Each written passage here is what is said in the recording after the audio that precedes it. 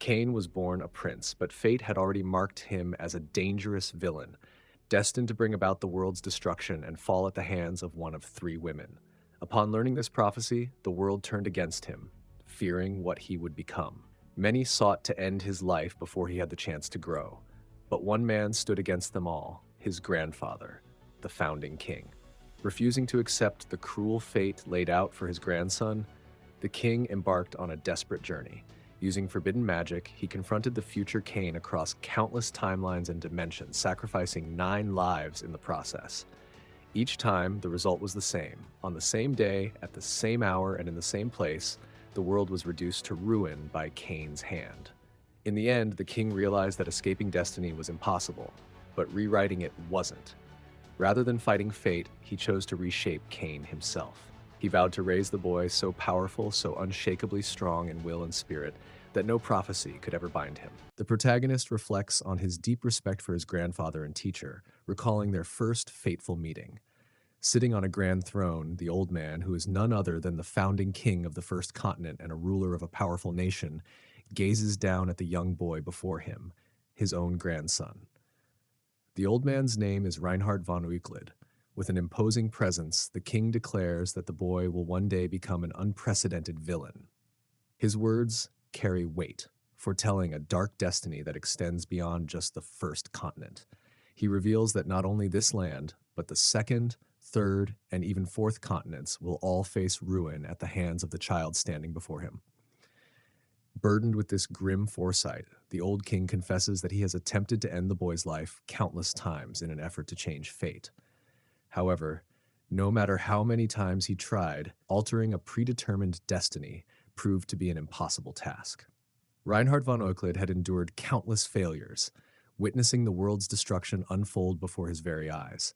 Each time, despair consumed him, pushing him to become even more ruthless in his pursuit of strength.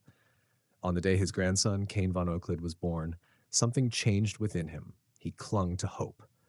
Rising from his throne, Reinhardt approached the young boy, declaring that from this moment onward, Cain would follow him.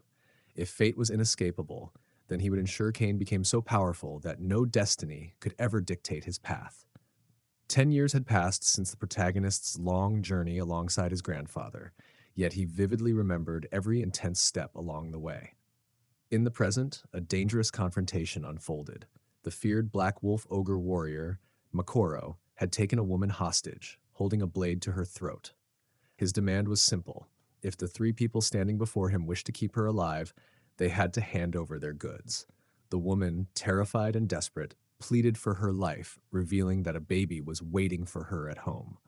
The 3 people hesitated, torn between compliance and escape. Weighing their options, one of them finally stepped forward, anger flashing across his face. He called out Makoro's shame, questioning how a so-called supreme warrior could stoop so low as to take a defenseless woman hostage. But Makoro was unfazed. He sneered at their words, tightening his grip. Whether the woman lived or died was entirely up to them. Out of nowhere, Cain suddenly appeared, his gaze fixed on Makoro. After confirming that it was truly him, Cain declared that Makoro had been completely consumed by evil, leaving him with no choice but to eliminate him. Without hesitation, Cain delivered a swift slash, severing Makoro's head from his body in an instant. However, in doing so, he also struck down the woman Makoro had been holding hostage. The 3 onlookers were stunned by what they had just witnessed. Outraged by Cain's actions, they launched an attack, condemning him for killing an innocent hostage. In response, Cain swiftly cut down one of them without hesitation. But when the remaining 2 attacked, he merely deflected their strikes rather than killing them. Confused, they demanded an explanation. Cain calmly revealed that the so-called hostage and the person he had slain were actually accomplices. Skeptical at first, the 2 survivors hesitated, but Cain urged them to search the bodies for proof. He explained that members of the Black Wolf group always carried identification. Following his advice, they examined the bodies and, to their shock, discovered that Cain had been telling the truth all along. Now convinced, they were left with a single question. How had Cain known? To this, he simply responded with an unwavering expression, "I just cut down evil." The scene shifts to a crowded bar, where Reinhard is seen praising Cain for defeating evil and saving the innocent. Still, one question lingers in his mind. How did Cain know that the woman and the warrior he cut down were accomplices? He immediately wonders what would have happened if the hostage had actually been a good person. Cain then pulls out a pendant given to him by his grandfather 4 years ago. It revealed the truth. Those people were villains. This pendant was the Ring of Holiness, a divine artifact from the third continent. It's revealed that although Reinhardt once urged Cain never to commit any wrongs, he had actually stolen the ring. But it couldn't be helped. There was no way to alter Cain's fate. That also meant stealing the treasure of the second continent, the celestial peach from the immortal realm, and the sacred artifact of the deep sea had been equally unavoidable. The Ring of Holiness does indeed distinguish good from evil for Cain, and by following its guidance, he had cut down the three figures cloaked in black. The ring had acknowledged him. Reinhardt said that Cain's heavenly killing star had broken free from the chains of predetermined fate. He added that it was a dreadful destiny to go to such lengths just to stand on neutral ground. Cain stared at him, dumbfounded. Even after 13 years together, he still couldn't fully grasp his grandfather's theories on fate. Interrupting his thoughts, Reinhardt warned him not to delve too deeply, or he'd find himself suffering for a lifetime. He also remarked that despite being his grandson, Cain had developed a body akin to a beast. Cain was left wondering whether that was a compliment or not, but Reinhardt simply laughed, telling him it was up to him how he took it. Later that night, Cain heard someone calling his name, Cain von Euclid. Turning toward his grandfather, he replied, "Yes?" Reinhardt told him to live freely, that nothing was binding him anymore. Cain answered that he would live freely while still following his grandfather's teachings, to reward good with good and return evil with endless evil. Hearing that, Reinhardt felt truly at ease, a sense of relief settling over him. The next morning, Cain found a letter from his grandfather. It read, "Suddenly, though, our journey ends today. Walk your own path, unshackled by fate. And lastly, there's one thing I must tell you. Cain, no matter what anyone says, you are not a villain." The scene shifts, showing Cain effortlessly cutting down evildoers. But then his sword breaks, just as two men, left wounded but alive, try to take advantage of his disarmed state. As they charge at him, Cain uses the broken blade to slit one man's throat. The other attempts to stop him, but Cain pummels him instead, not killing him, but leaving him bleeding heavily. After dropping him to the ground, Cain remarks to himself how difficult it actually is not to kill, but simply knock someone out. He recognizes the man as a small fry, clueless and weak, especially because of the white aura surrounding him. Cain had seen him once before, during a chance encounter with his grandfather, so he decides to let him live, trusting the memory. Not far away from a high vantage point, a man watches Cain in silence. He's intrigued. How could an underage foreigner take down a black wolf ogre with a single strike? He mutters that Cain is no ordinary human. Then, noticing Cain sparing the man on the ground, he wonders aloud if Cain is deliberately leaving behind a barely alive prey, perhaps for someone else to finish.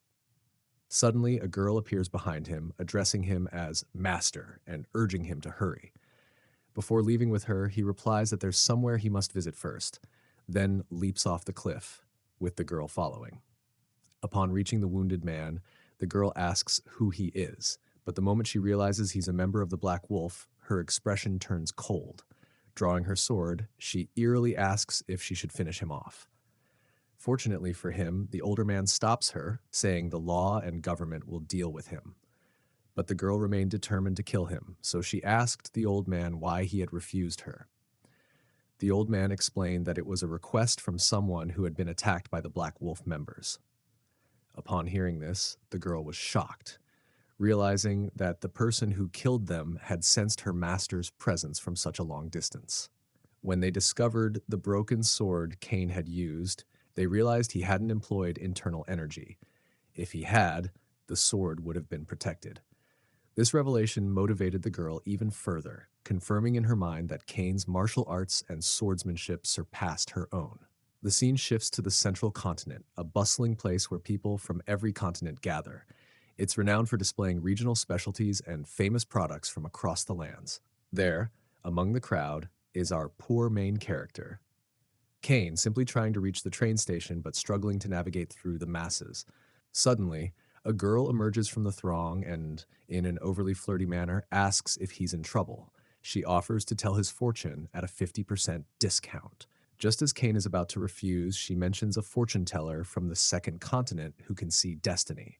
Hearing this, another girl with fox ears appears, claiming she can see others' destinies but not her own. At a glance, Kane realizes she belongs to the Silver Fox clan. However, she catches him staring and, thinking he might be interested, invites him to get a fortune reading together, even offering to pay for it herself. Despite the offer, Kane politely declines. The Fox girl admitted that it was her first time in the Central Continent and doing everything alone felt a bit awkward. Ultimately, she decided to skip the fortune reading too, leaving the poor fortune teller without a customer.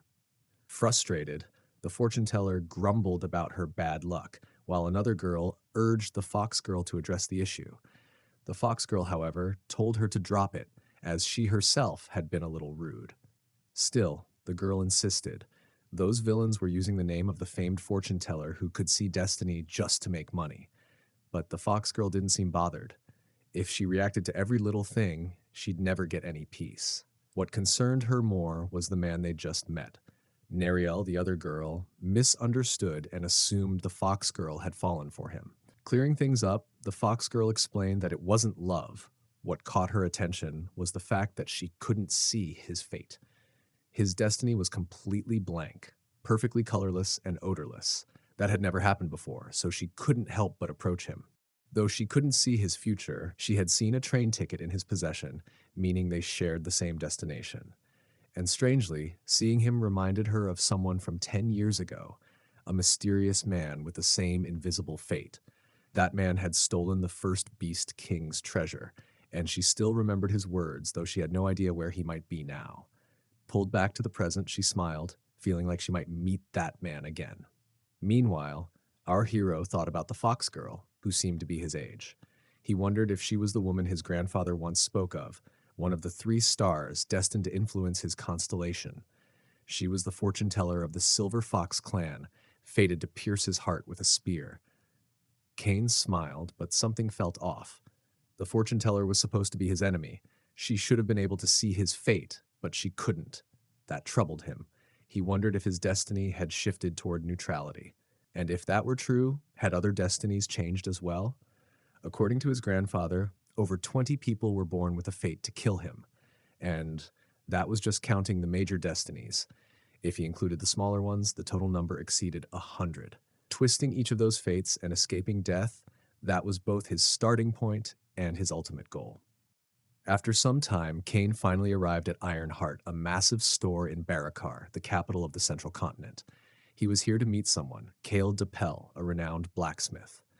At the front desk, a girl named Amy assumed he was just another bothersome customer randomly requesting a custom weapon. She informed him that meeting Cale required a prior appointment. However, Kane had come prepared. He handed her a sealed box, a gift from his grandfather. Kane didn't even know what was inside, as his grandfather had strictly told him not to open it. He asked Amy to deliver it to Cale, and told her that if Cale wasn't interested in meeting him after seeing it, he would leave without complaint. Amy, a bit curious herself, took the box and hurried off to find Cale. As Kane waited outside, another man approached and Denoff, calling him a nuisance and a troublesome customer. The man's words didn't faze Kane much, but what caught his attention was the holy ring on his finger. It reacted immediately, indicating the man was pure evil. Kane was surprised that no one else around had noticed it. The man scoffed and said that if Kane truly wanted to meet Cale, he should spend some money instead of trying such a shabby approach. He added that becoming a VIP customer would surely grab the craftsman's attention, but judging by Kane's appearance, he doubted he had that kind of money. Kane simply replied, "Who knows?" with a shrug. Even if he did have money, he wouldn't waste it on a sword from this shop. There was no point in buying a weapon that couldn't withstand his strength. The man took that as an insult and challenged Kane to try out one of their weapons, assuring him that if anything went wrong, he would take full responsibility. Inside the shop, Kane looked around and eventually found a replica sword. It looked fancy on the outside, clearly designed to fool those who didn't know much about swords, but its poor quality was obvious to a trained eye. With just a single swing, the sword shattered into pieces. The man's face went pale. Despite being a replica, the sword wasn't supposed to break that easily. For it to fall apart from one swing left him completely stunned and clearly worried. Just then, Kale arrived, holding a wooden stick in his hand, demanding to know what the hell was going on. His anger wasn't aimed at Kane, it was directed straight at the man from the shop. Kale was furious. They weren't supposed to sell such poorly made duplicate swords, and now he realized the rumors about their defective weapons might actually be true. The man tried to pin the blame on Kane, but Kale wasn't having any of it. This incident couldn't be overlooked, and now the man had to be prepared to face the consequences for tarnishing the shop's name. They took him away, presumably to make him pay the price. Even as he was being dragged off, the man still grumbled that it was all Kane's fault. Kane, standing by, casually repeated that no matter how much money he had, he still wouldn't have bought a weapon from this shop. Kale raised an eyebrow and asked if he really said that. When Kane confirmed it with a simple yes, Kale returned the wooden stick to his back, saying he had high hopes for Kane.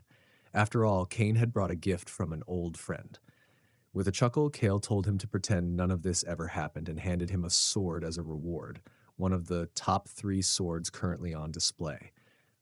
He instructed Kane to take the sword and disappear. Kane didn't respond immediately, which led Kale to assume he didn't like the sword and was being sarcastic. Thinking Kane found it unworthy, Kale seemed a bit annoyed. Kane quickly apologized, admitting his previous words may have sounded inconsiderate. He explained that he never meant to insult Kale's weapons. He was only stating facts. It wasn't just the swords here, but even some of the most famous blades couldn't handle his strength. To prove it, he swung the newly given sword once, and just like before, it shattered instantly. Kale was shocked, now realizing that Kane's strength was so overwhelming it had surpassed the sword's power. Later, they both apologized for their earlier rudeness. Kale now knew that Kane was Reinhardt's grandson and asked what the purpose of his visit was. Since Kane had brought the mistletoe branch, it must be something important. Kane, however, was unsure why he was here. His grandfather had simply told him to come. By the way, the branch he held was known as a divine treasure. Kane hadn't known this, but was certain of one thing. His grandfather likely stole it. The branch wasn't reacting yet, which is why Kane hadn't realized its significance. It was surrounded by a weak aura. This mistletoe branch was an excellent material, capable of being forged into a sword that could rival a divine weapon. 20 years ago, Kale had asked Reinhardt several times to allow him to forge a weapon from it, but each time Reinhardt refused. Now Kane was requesting that Kale create a weapon from it. As Kane had shown earlier, he couldn't work with metals due to certain reasons. No matter how good the sword, it would break before he could even swing it. The reason? 10 years ago, after consuming treasure from the deep sea, Kane became unable to handle metals. Iron or a chalcum or any material he touched would be destroyed. It wouldn't be an exaggeration to say that all existing weapons were made of metal, which meant he could never have his own weapon. Kale was unaware of all this, but decided to accept Kane's request. Now that he understood why Reinhardt had sent him the branch, he realized that weapons made from the mistletoe branch wouldn't be affected by Kane's condition. Kane, surprised that he could finally have his own weapon, had nearly given up on that possibility. This felt to him like his grandfather's last gift. Afterward, he stepped outside the store and found Amy with 2 other men. They were all panicking, so Kane asked why. Before they could answer, he guessed, "Is it possible that Manager Ding has disappeared?" The man from earlier was Manager Ding. Hearing this, they began apologizing, thinking they had allowed the employee who had treated the customer rudely to escape. Kane, now understanding why they were so apologetic, realized they had mistaken him for a hired expert from the 4th continent. Most of them had difficult personalities, so they probably assumed they would be killed, which made Kane angry. To ease the tension, he told them it was fine and left without saying another word. Later, Kane bumped into a group that was after him. Someone had placed a reward of 3 gold ounces on his head, and the group had come to kill him. After some time, without even trying, Kane had killed all of them except for one man. The last man, trembling in fear, confessed that the others had threatened to kill his family unless he helped them. Cain had some questions and was prepared to spare him if he answered truthfully. Cain was even willing to swear an oath on his sword, although it wasn't his own. A sword oath made by swordsmen restricted a person's mana if broken. The more skilled the swordsman, the more severe the consequences. Cain quickly swore that if the man in front of him answered truthfully, he wouldn't harm him. The first question was simple. Who sent him to kill Cain? The man didn't answer immediately, but after a few prods with the sword, he finally did. It turned out that Manager Ding had sent him, but the request had actually come from a large organization with a base in the area. Manager Ding had used his connections to get these men to take the job. So, Manager Ding was also part of a criminal organization, which explained the black aura Cain could see surrounding him. Cain asked for the location of the organization's base, curious about where these men were operating. After receiving the location, Cain confirmed that the man was telling the truth. However, Cain had no intention of letting him go. As for the sword oath, it unfortunately didn't apply to Cain. His grandfather had given him the peach of the immortal realm, and after consuming it, his mana disappeared. Since the restrictions based on mana didn't affect him, the sword oath held no power over him. Cain had made a promise, but a promise from a villain meant nothing. With that, Cain killed him, and the sword finally broke down. In the next scene, we see Laon resting place. From the outside, it appeared to be just a regular lodging facility, but that was only the exterior and lobby. Using a hidden passage that led underground, one could find a gathering of the most dangerous criminals in the area. They hadn't even spared a child, making him a slave instead. In a private room of the gathering, Manager Ding was visibly furious. He had just received the news that the gang he had sent to kill Cain had been wiped out. In front of him stood a well-known expert from Alta. By the way, Alta was a criminal organization, and Manager Ding was a part of it. Manager Ding thought his boss must have high expectations of him, which was why this expert had been sent. However, Manager Ding soon realized that the expert wasn't there to deal with Cain. The mission given to the expert was simply to recover information. Manager Ding didn't know much more than that, but he did know it was related to the information taken by Ironheart. What Manager Ding hadn't reported yet was the real reason he had gone to Ironheart in disguise, to steal their information. Upon learning this, Manager Ding began to tremble, but the expert reassured him, saying he hadn't received any orders to kill him. There was no need to worry. He was only there to recover the information. After the memory check, the expert began to leave, causing Manager Ding to panic. If the expert left, who would protect him? But then, the expert paused. He noticed the silence outside the room, a silence that meant something was wrong. Actually, it was Cain telling the kid to keep his eyes closed for a while longer. Seeing Manager Ding's shocked expression made the man from Alta wonder if he knew the kid. The man remarked that the kid was too brutal for his age. However, Cain only laughed, pointing out that the one who takes pleasure in torturing others is the last to call something brutal. The man said he should have shown mercy, but Cain dismissed the idea. He stated that kindness is met with kindness, and evil is repaid with evil. Mercy doesn't suit him. The only thing Cain could offer was infinite malice. With that, Cain delivered a flawless blow, cutting through the man's neck so quickly that he never even saw the sword coming. Now, Cain was satisfied as he and Manager Ding were finally alone. Later, after some time, in Ironheart, Kale and Cain were discussing the data chip which contained the report Ding had created for Alta Group. The chip was a storage medium invented on the third continent and required a compatible device to access it. Since it was from before mass production, finding a tablet to read it would be difficult, but the information Alta had stolen was still on it. They had no idea what they were after, so they had to stay vigilant, unsure of when they would need to act. Kale asked about the child, noting that he didn't look like Cain's. Cain explained that he had saved the child from gathering and asked if he could leave him with Kale, since they couldn't trust the security forces after Alta's involvement. Kale agreed to look after the child.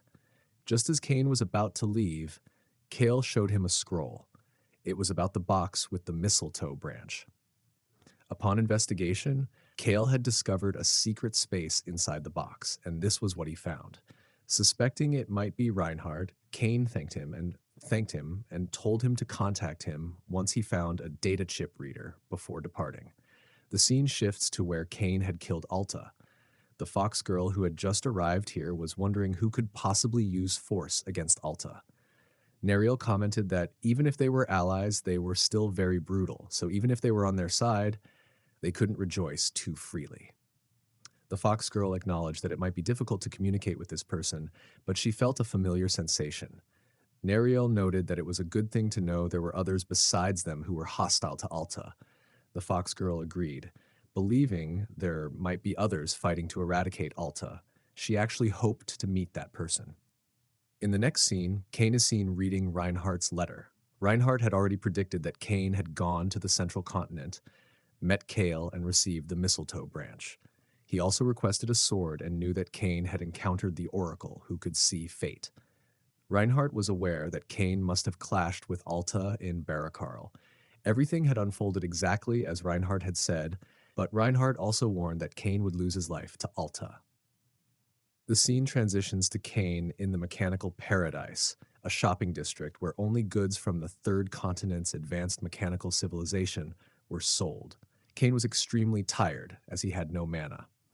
Those who used mana didn't need long sleep, as mana activated the body and brain, helping with fatigue recovery. Kane entered a shop and asked for a TK series item. The shopkeeper was taken aback, explaining that the product had been released 27 years ago, and informed him about a shop, the only shop still carrying it. Kane entered the store, and not long after, the Fox Girl and Neriel arrived, looking for someone. They explained they were searching for tablet devices called TK series, but the shopkeeper had already sold the last one to Kane. Wondering who the buyer was, they decided to track him down. To get more information, the Fox Girl used her cuteness to charm the shopkeeper, asking if he could provide any details about who had purchased it.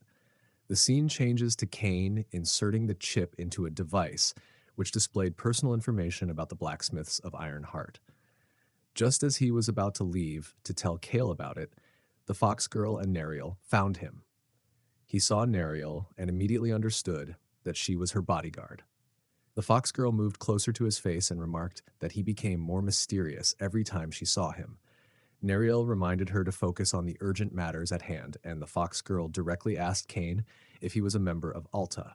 Kane confirmed he was not. He was, in fact, the opposite. Suddenly, a group of people arrived, confirming Kane's statement.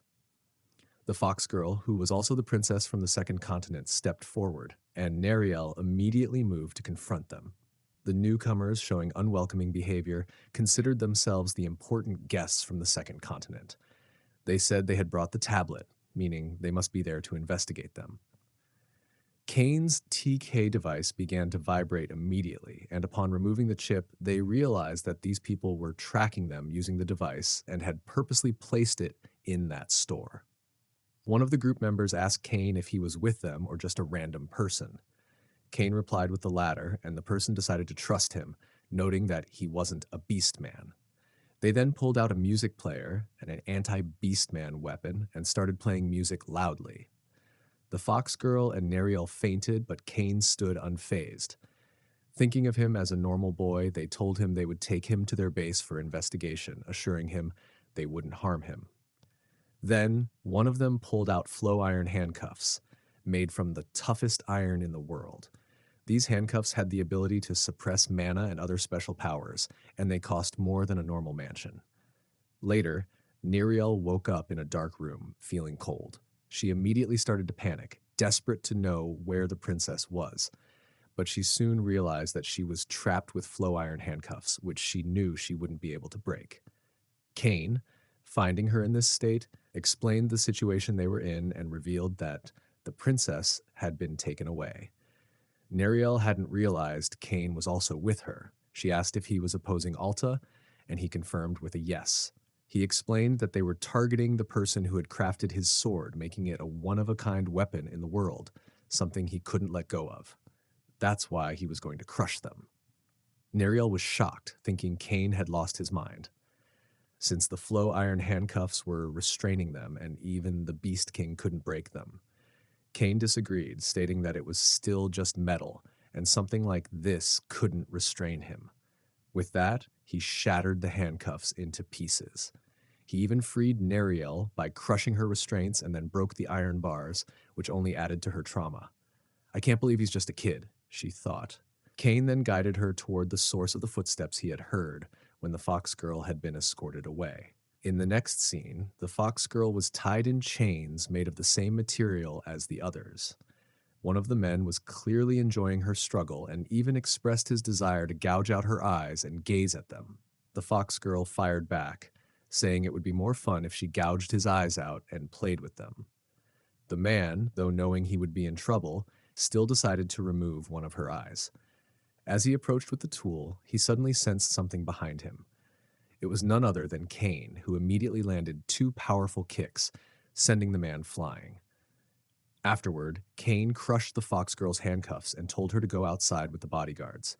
He couldn't let the priestess see what was about to happen. Once outside, Neriel hugged the fox girl, feeling a sense of relief. But then, loud, painful cries and screams echoed through the building, making them wonder what kind of interrogation was happening. A short while later, Kane emerged and suggested they leave the area. The girls were curious about the man who had been left behind, and Neriel decided to take a look. Kane warned her that she would regret it, and indeed, she did. What she found was a sight that was too gruesome to describe. Later, they arrived at the Atlas scoundrels' hideout, and no surprise, it had been difficult to locate. Kane commented that they were far enough now, ensuring no one would find them there. He wanted to discuss something important and first provided information about the device used to incapacitate both Neriel and the fox girl. The device adversely affected the bloodstream of beastmen, forcing them into an overload. Beastmen use a special technique to strengthen their bodies by enhancing their blood with mana, but Kane admitted that even he didn't fully understand the exact mechanism behind it. The ladies thanked him, but he shifted the conversation, revealing that he had uncovered Atla's objective. Their goal was the collapse of the central continent. They aimed to destroy it and forcibly dismantle the peace treaties among the four continents. Then, by using the influence of their organization on each continent, they planned to trigger intercontinental wars. Once the continents exhausted their military strength through these wars, Atla intended to rule the world. Kane now understood what his grandfather had meant when he said that he would lose his life to Atla. After that, Kane decided to take separate action.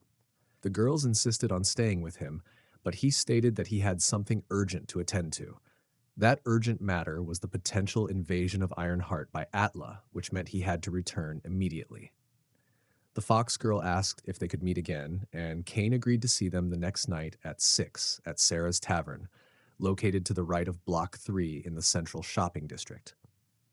As soon as he left, Neriel started comparing him to the Beast King. Meanwhile, the fox girl was adorably drooling over the fact that the only person whose destiny she couldn't see had saved her life. She made up her mind to definitely ask for his name the next day. Kane was then seen knocking at a door, wondering if Kale was inside. Kale appeared, looking like Santa Claus, only with black beards. Kane told him he had checked the data chip, and they went inside. Once inside, Kale grew visibly worried about whatever Atla was planning. Kane suggested hiding with the craftsman, but Kale rejected the idea. If the enemy realized their scheme had been discovered, they would launch an attack regardless. Even in hiding, they'd be tracked down. Besides, since Kane had already raided their base, they would now be hunting him desperately. Kane felt guilty for being careless, but Kale reassured him it was just the mistletoe branch that had thrown him off. He also told Kane not to worry about the sword. However, there was still one problem. Siritritan, a rare metal from the second continent. It was essential to neutralize the mistletoe branch's unique traits and was difficult to obtain. If Kane could find it, Kale said he could finish the sword within a week. Kane believed it was possible. The next day at Sarah's Tavern, Kane asked the fox girl if she could acquire the metal as soon as possible. She replied that it might take some time. While glancing at Neriel's sword, she asked Kane if it needed to be in an unprocessed state. Kane said he didn't mind the condition of the metal. Suddenly, the fox girl exclaimed that they could get it immediately and cast an eerie look at Neriel. Neriel refused to hand over her sword, saying it was a gift from the Beast King. However, after receiving another vague threat, she reluctantly handed it to Cain. After thanking them, Cain offered to share other information about the enemy base and mentioned he intended to tell them everything he knew. Growing suspicious, the fox girl asked what he wanted in return. Cain simply replied that it was nothing significant. He just wanted to form an alliance. To face Atla, trustworthy allies were necessary, and Cain claimed he could tell by looking at someone whether they could be trusted. According to him, these two passed that test. They agreed to work together. Cain picked up the sword, and just before he left to deliver it, the fox girl handed him a map of the inn where they were staying. She also shared her name, Shea Vil Vistren.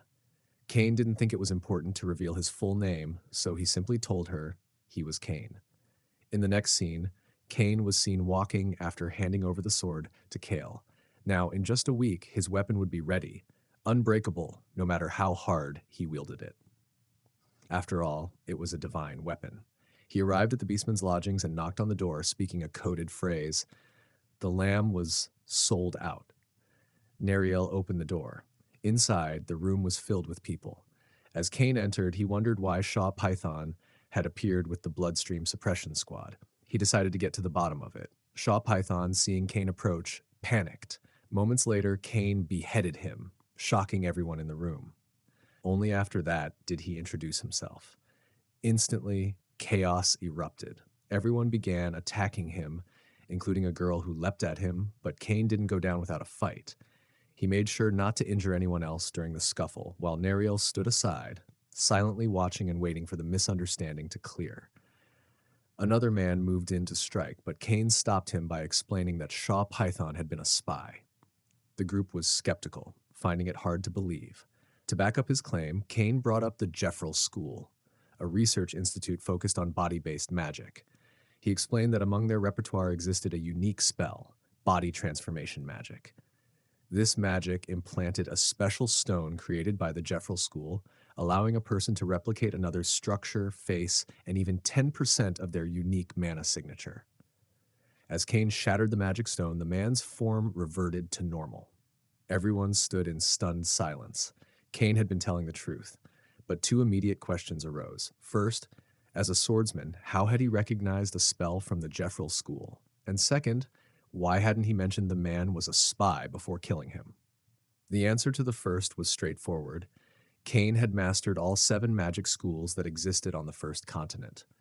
As for the second, it was more complicated. He explained that it was an obsessive-compulsive reaction, something beyond his control. His grandfather had taught him to never hesitate when confronting evil and to trust his instincts. As a result, whenever he sensed something wicked, his body often moved on its own before his mind could catch up. Neriel, however, pointed out that he still needed to explain himself before taking action. Cain apologized and admitted he would try to restrain himself better during future operations. With that settled, the topic shifted to the princess, who was currently on the top floor, praying under the full moon. Suddenly, Neriel realized something. If a spy had managed to infiltrate the building, then there was a strong chance someone might also target the princess. Alarmed, she rushed upstairs. When she opened the door, she was relieved to find the princess safe and unharmed. But later, it was revealed that the princess had indeed been attacked. However, she eliminated the intruders with ease. Given her current state, defeating her was nearly impossible. When she found Neriel at her door, the princess assumed that the lower floors had also been attacked, though the situation wasn't quite like that. Neriel then explained everything to her. Out of nowhere, the princess mentioned that she had just discovered another person inside the tower, someone who had completely hidden their presence. Without waiting for Neriel's response, she dashed toward the lower floor. The reason for her urgency? The one hiding so stealthily was none other than Cain. According to Neriel, under the full moon, the princess's power could rival the Beast King in his prime. She worried that even Cain might not be able to handle her in his unguarded state. The princess soon located Cain and even launched a kick at him, but Cain casually blocked it, like swatting away a balloon. Immediately realizing her mistake, the princess began apologizing, assuming Cain was an intruder. Meanwhile, Neriel was left dumbfounded. She had just witnessed Cain effortlessly stop a strike that even the Beast King couldn't block so easily. That raised a troubling question in her mind. Could Cain actually be more powerful than the Beast King himself? Later, Neriel and Cain informed the princess that they had uncovered a spy among them. They suspected that the Jeffrel school's transformation magic might be the reason the princess was unable to read that man's fate. As many already know, the princess has the ability to see fates as long as the person is within her line of sight. No additional conditions required. To put it simply, the power of fate is tied directly to an individual's unique mana. Even if someone tries to suppress or hide their mana, their fate still becomes visible. Anyone who possesses mana cannot escape her gaze. Neriel scolded the princess for revealing such sensitive information so casually, but the princess clearly had no intention of stopping. So Neriel turned to Cain and asked him not to share what he had just heard with anyone outside the group. Suddenly, Cain sensed something and stood up. The princess and Neriel were confused, having no idea what he was reacting to. Cain then revealed that they had been surrounded. However, they weren't actually surrounded yet. About 1.5 kilometers away from the inn, 3 members of Atla were approaching. These were the ones responsible for sending the earlier spy. Among them was Rushed, the Holy Sword of Genesis, an executive of Atla and ranked 12th. After some tense conversation, 2 of them began arguing over the lack of any report from the spy. Their fight escalated until Rushed calmed them down. But just as they were preparing to launch their assassination attempt, one member noticed something horrifying. Their leader had just been killed in a single strike. Turning around, he saw that his other teammate was also already dead. When the last Atla agent turned around, he was stunned to find Cain standing right in front of him. In a panic, he launched an attack in hopes of defending himself, but he was no match. Just like his teammates, he too was swiftly killed by Cain. After the fight, Cain picked up Rushed's sword. It looked like a high-quality weapon, and he figured it might last him around 3 days, give or take. Back at the inn, Neriel was already on edge. She concluded that their base had likely been compromised and suggested abandoning it. She gave instructions to dispose of anything that might reveal sensitive information and to only take the essentials when relocating. When Cain returned, the group asked if he had managed to scout out the enemy positions and identify their commander. They assumed Cain had gone ahead to gather intel for the upcoming battle and were preparing for a major fight.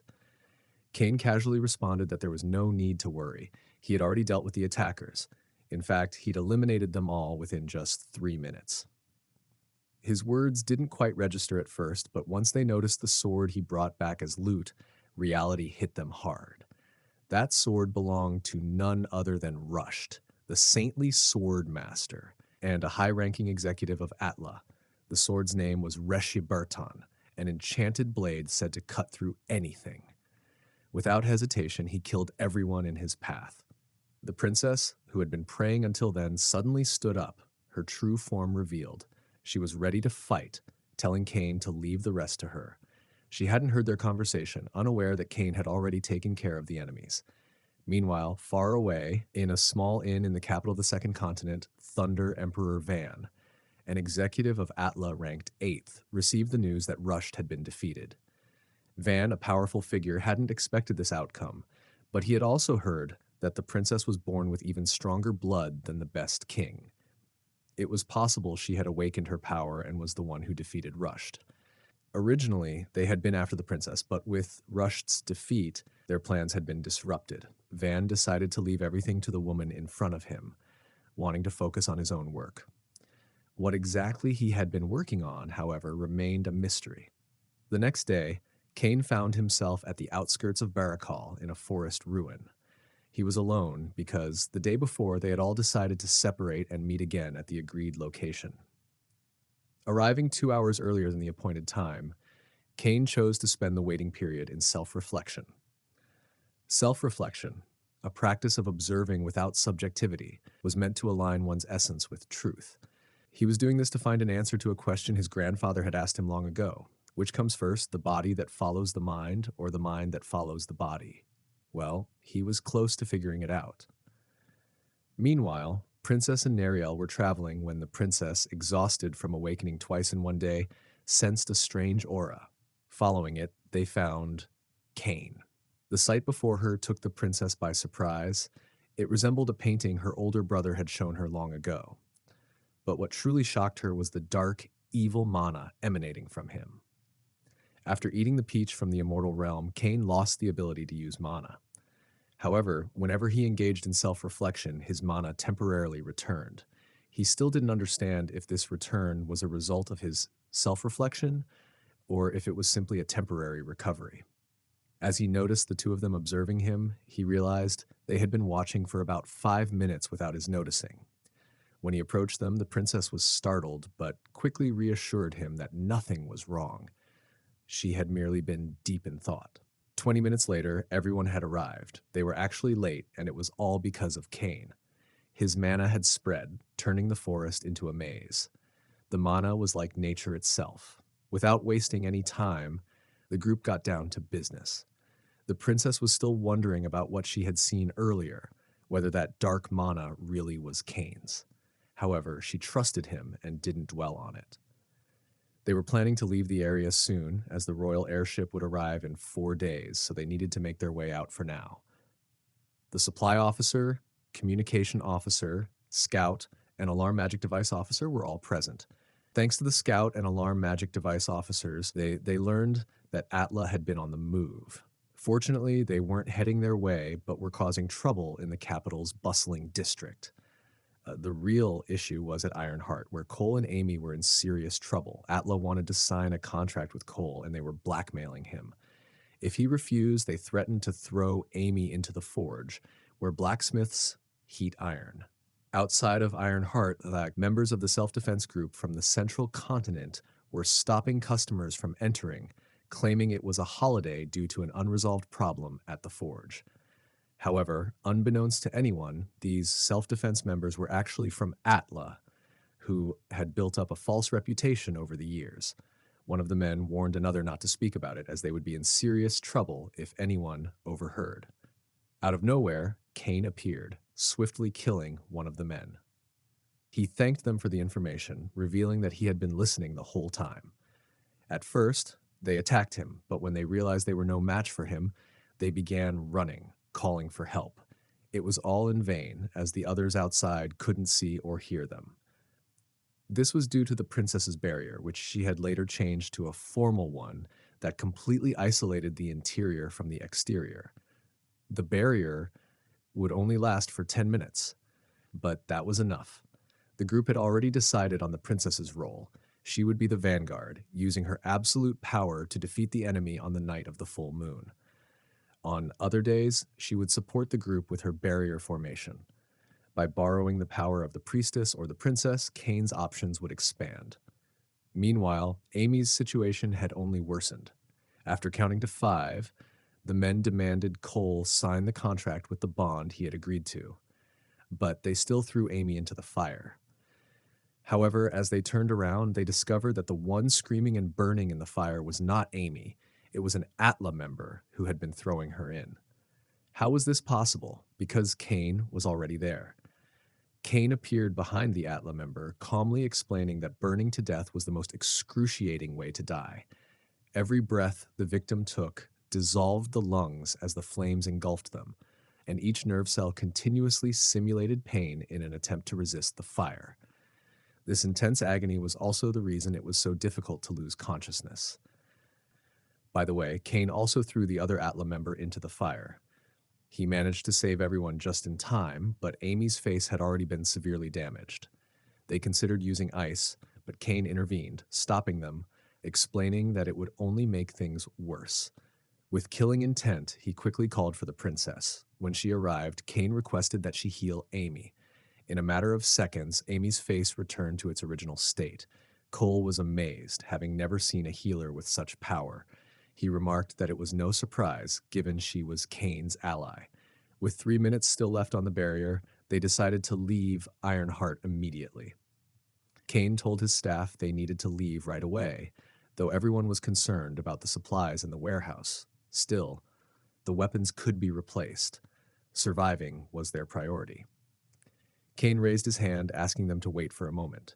He then turned to the princess and requested that she extend the formation's duration. She managed to extend it by 5 minutes, which was more than enough. The real problem, however, was how to carry all the weapons, over 1,000 of them. Kane reached into his pocket and pulled out a small box. The princess, curious, leaned in to inspect it. Just before she touched it, Kane warned her not to, but it was too late. The box suddenly transformed into a large chest with an open mouth, seemingly ready to devour the princess. However, Kane quickly stopped it. "This is a labyrinthine mystery, born from the seed of greed," Kane explained. "It's a living treasure chest. The chest would be used to store all the weapons."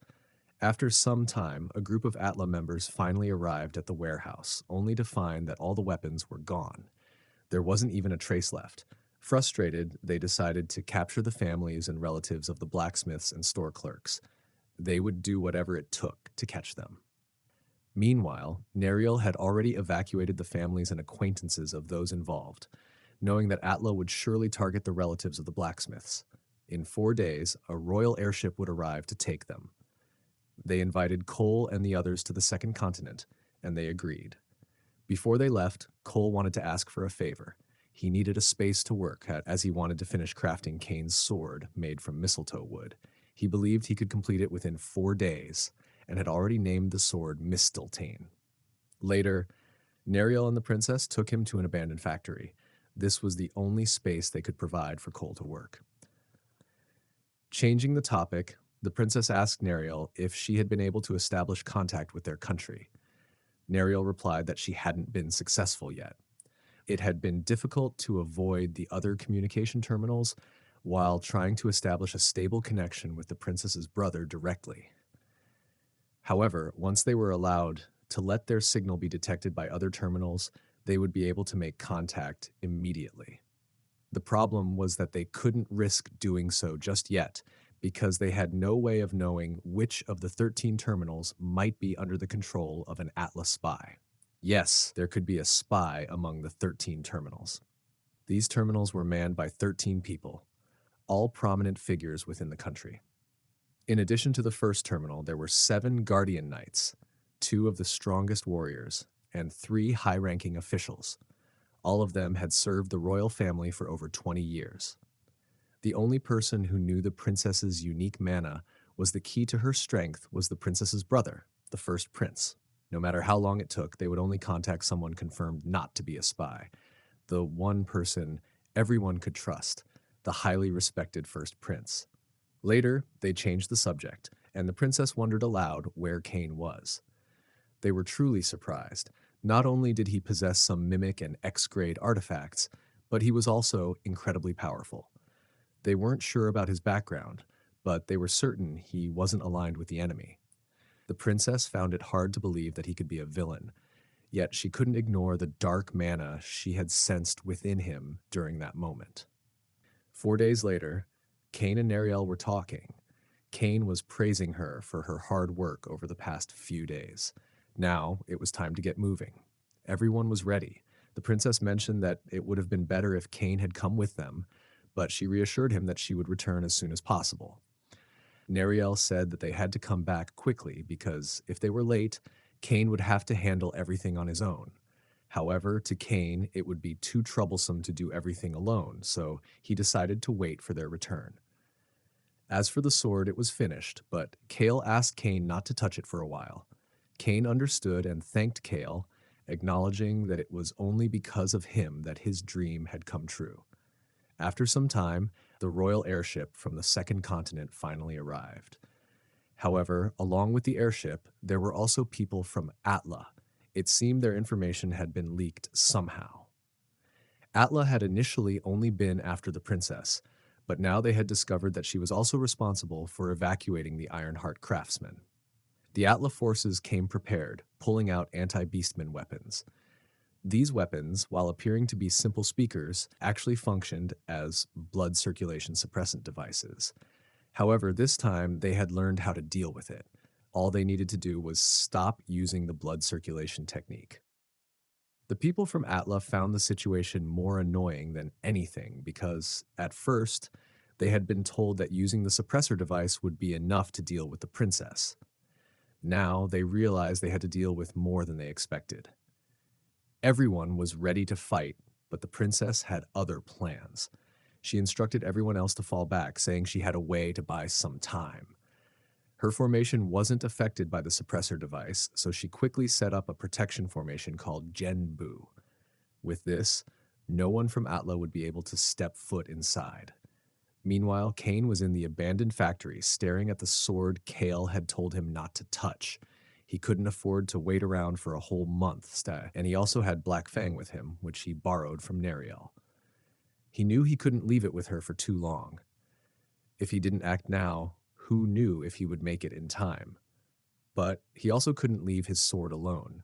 Back at the scene, there was no way for the people from Atla to break the formation and get inside, so they were left waiting outside, unsure whether to give up or push forward. The others had climbed up quickly, except for the princess and Nariel. Nariel called out to the princess, asking her to come with them. However, the princess replied that there was no way she could maintain the formation from a distance. If she moved from the spot, the formation would break. Nariel offered to buy enough time so that the princess and the airship could escape. But the princess, using the order of authority she had sworn never to use, commanded Nariel to leave and escape, regardless of the method. The order of authority was a compulsory command that could not be refused. When Nariel had become the royal guard of the beast, she had sworn with blood to obey one such order in her lifetime. With that, she obeyed and escaped with the airship, leaving the princess behind. The princess had already reached her limit and soon lost consciousness. Before Alta could do anything further, Kane appeared just in time, swiftly killing their captain and then eliminating the rest of the group, believing they had no right to live. He decided to take the princess to a safe place so she could rest and receive the necessary treatments. Meanwhile, Van, the executive ranked 8th in Alta, was fuming after hearing that they had failed to capture the princess. He gave the girl in front of him a chance to explain what had happened. She desperately recounted that a powerful warrior had appeared out of nowhere and saved the princess. To confirm the details, the girl's team had been holding onto a mana recorder, but strangely, it had failed to record any trace of mana from this warrior, despite being a high-grade recorder. Van was well aware of only 3 individuals whose mana couldn't be recorded by such a device. The first was the Sword Saint from the 4th continent. The second was Reinhardt, the Origin King from the 1st continent. The last was the mysterious boss of the Alta organization itself. Van quickly came to a conclusion. There was a chance that Reinhardt himself had gone undercover and appeared at the scene. If this were true, it would spell disaster for them. When the princess came to her senses, she found herself in an unfamiliar place, realizing she was confined by those people. A deep sadness overwhelmed her as she thought about Nariel, wondering what would happen to her once the order was rescinded and she returned to their homeland. She found herself in an incredibly difficult situation, and the tears began to flow as the weight of everything sank in. It was during her distress that she heard Kane's voice. At first, she thought it was just a hallucination, but as his presence became clearer and he gently touched her forehead to check if she was all right, she realized it wasn't. She started crying again, feeling a mix of relief and sorrow. Kane, misunderstanding her tears, assumed she was physically hurt and quickly offered her an elixir. This particular elixir was extremely rare, said to possess the power to even bring the dead back to life. As soon as the princess was exposed to its radiant energy, her pain began to fade away. Kane had been told by his grandfather that a trial would soon come for the priestess, one who could see the threads of fate, and he was advised to ensure she drank this elixir when the time came. Despite the soothing effects of the elixir, the princess refused to accept it, unable to bring herself to drink it. Kane, sensing her reluctance, didn't press her further. As for Kane's sword, the one Kale had told him not to touch, Kane had brought it with him, though he remained uncertain about its state. He wondered whether the sword was maturing inside Mimic. On the other side, aboard the royal airship, Kale blamed himself for everything that had gone wrong. In his mind, if the sword hadn't needed to mature, Kane wouldn't have had to stay in the factory and could have saved the princess. Little did they know, she had already been saved. Let me explain what sword maturation means. During this process, a sword absorbs mana, and the more mana it takes in, the stronger it becomes. If there were a place where mana was 5 times more concentrated, Cain's sword would have become a true divine weapon. Unfortunately, he had thrown the sword into the mimic, which had mana concentrations 10 times higher than normal. The sword began to glow brightly in the mimic, and when Cain realized that the maturation process was being accelerated, he decided they could move immediately, as the sword would soon be in his hands. The princess had no idea where they were headed, so Cain explained that it was the perfect time to attack Alta's base central continent, which could be practically right now. He then guessed that if the executive had been present during the airship attack, they would have helped, meaning they were likely on a different mission, far from the central continent. Cain asked the princess to cooperate with him as he needed her help. Naturally, she agreed. In the next scene, we find Alta's surveillance base on the outskirts of Barakal. The entire staff was in a panic, desperate to find the princess at any cost. If they didn't locate her within 3 days, they would all be killed. Meanwhile, Cain and the princess had already infiltrated the base, using awareness impeding techniques to block the cameras. It was incredibly convenient, as Cain didn't have to fight anyone along the way. Unfortunately, their stealth didn't last long, and they were eventually caught. But it wasn't a big issue for Cain. He dealt with them instantly. Their captain arrived shortly after hearing the commotion outside. Just as Cain was about to kill him with a punch, the princess stopped him. They could use this man, as they still needed a password to access their system. The princess quickly cast her magic on him. Though the specifics of the magic were unclear, it worked. He began answering whatever they asked. With access to the system, they began reviewing reports on the invasion of various continents.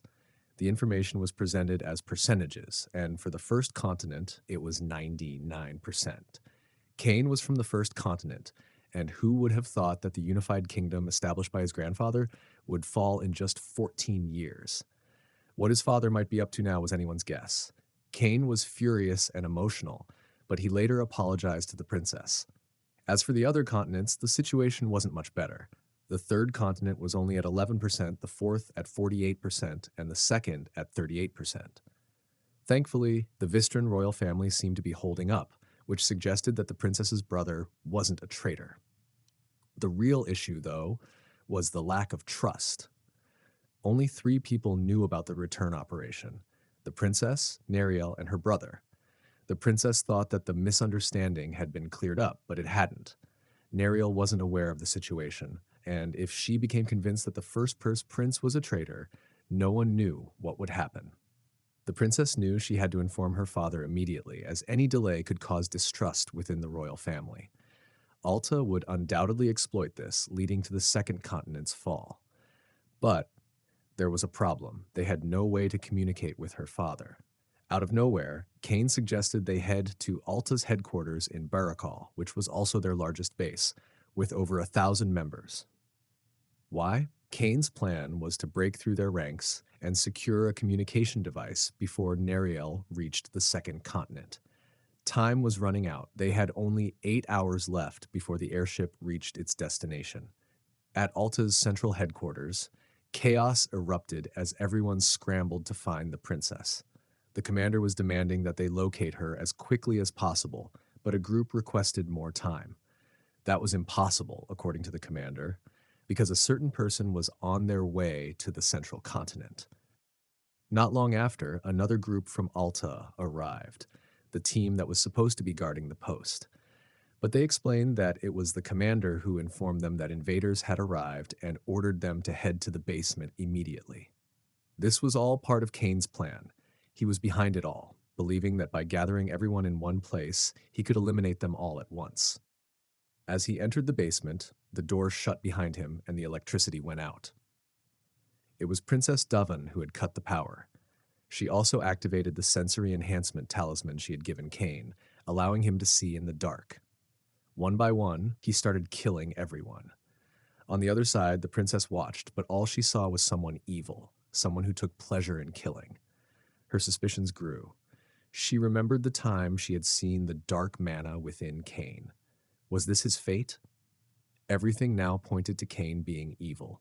Cain had finished off most of the group, leaving only 3 people hiding. He baited them, promising to forgive anyone who apologized. They all came out at the same time, apologizing, leaving Cain no choice but to kill them. He had nearly wiped out everyone, and it was more than usual because he had to rely on his hearing for the entire fight. Princess had given him a talisman to enhance his ability to see in the dark, but it didn't work at all. When Cain stepped out of the basement, he was surprised to find the princess waiting for him outside. He had told her to just go. However, the princess didn't waste any time beating around the bush. She asked him directly if he enjoyed killing people, since everything she saw earlier suggested he did. Cain tried to deny it, but before he could say more, Van, ranked 8th and an executive of Alta, appeared. Without hesitation, Van attacked Cain with his lightning attribute. Van's plan was to take out Cain first, then capture the princess.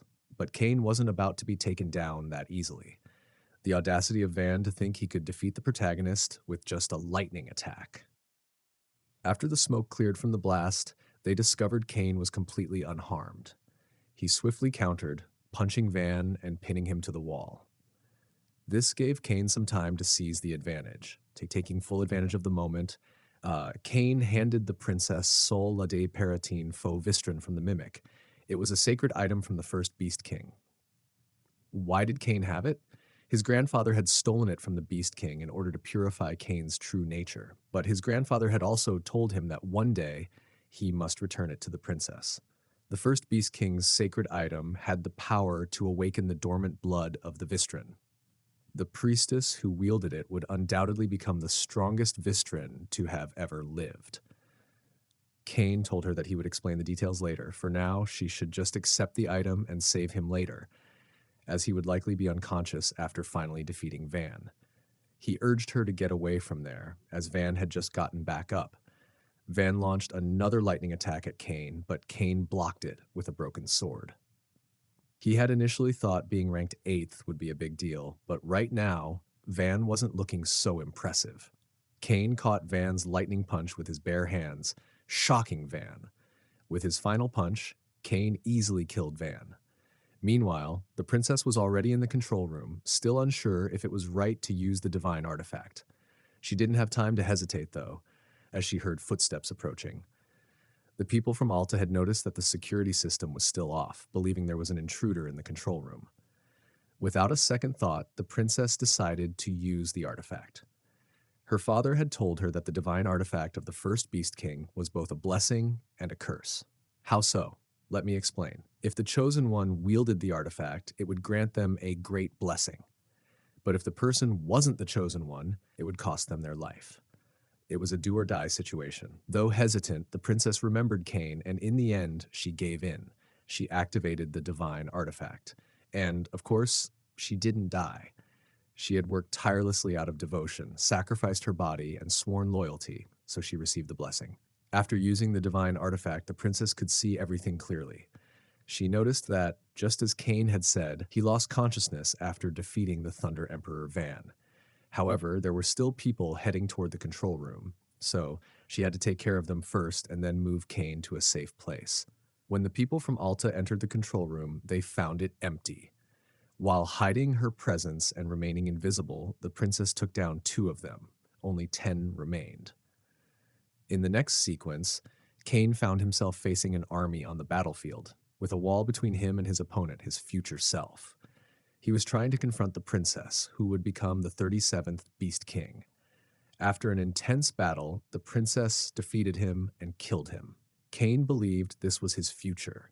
Later, the princess managed to save Cain and took him to a safe location. He still hadn't woken up, and they only had 4 hours left before Nariel arrived on the second continent. According to the princess, the communication device she found in the Alta base was also broken, possibly intentionally, to prevent anyone from contacting others. Setting all those thoughts aside, she decided to get some fresh air.